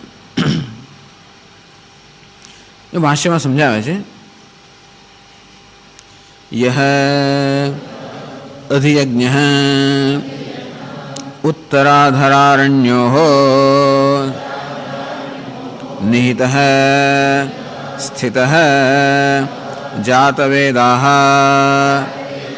અગ્નિઃ પુનઃ સર્વહવિષાં ભોક્તા અધ્યાત્મં ચ યોગિભિઃ ગર્ભ ઇવ ગર્ભિણીભિઃ અંતર્વર્ત્નીભિઃ અગર્હિત અન્નપાનભોજનાદિના યથા ગર્ભસ્ફુરતઃ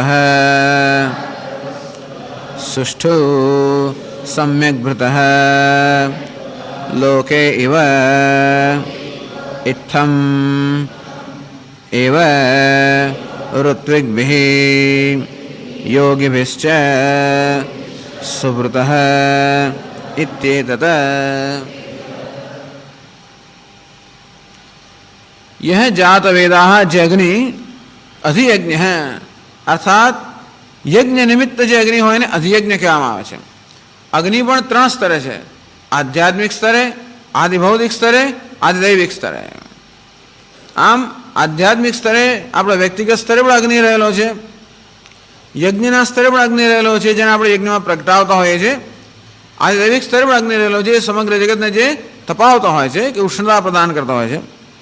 તો यह અધિયજ્ઞ આમ યજ્ઞના સંદર્ભમાં કે આદિભૌતિક સ્તરે રહેલો જે અગ્નિ છે. અરણ્યો નિહિત અધર ઉત્તરારણ્યો નિહિત. અધરારણી ઉત્તરારણી નીચે રહેલી અરણી ઉપર રહેલી અરણી એ બંનેની અંદર જે અગ્નિ નિહિત અથવા રહેલો છે. મંથન જ્યારે કરીએ ત્યારે અભિવ્યક્ત થતો હોય છે. એ જ બતાવે છે કે મંથન કર્યા પહેલાં પણ હતો, તો ન હોત તો અભિવ્યક્ત ન થયો હોત. અને તેથી જે વસ્તુ જ્યાં ન હોય ગમે તે પ્રયત્ન તો આપણે ન કાઢી શકીએ, પણ અગ્નિનું મંથન કરવાથી અગ્નિ નીકળે છે. એ બતાવે છે કે અરણ્યની અંદર અગ્નિ રહેલો છે, અવ્યક્ત અવસ્થામાં છે.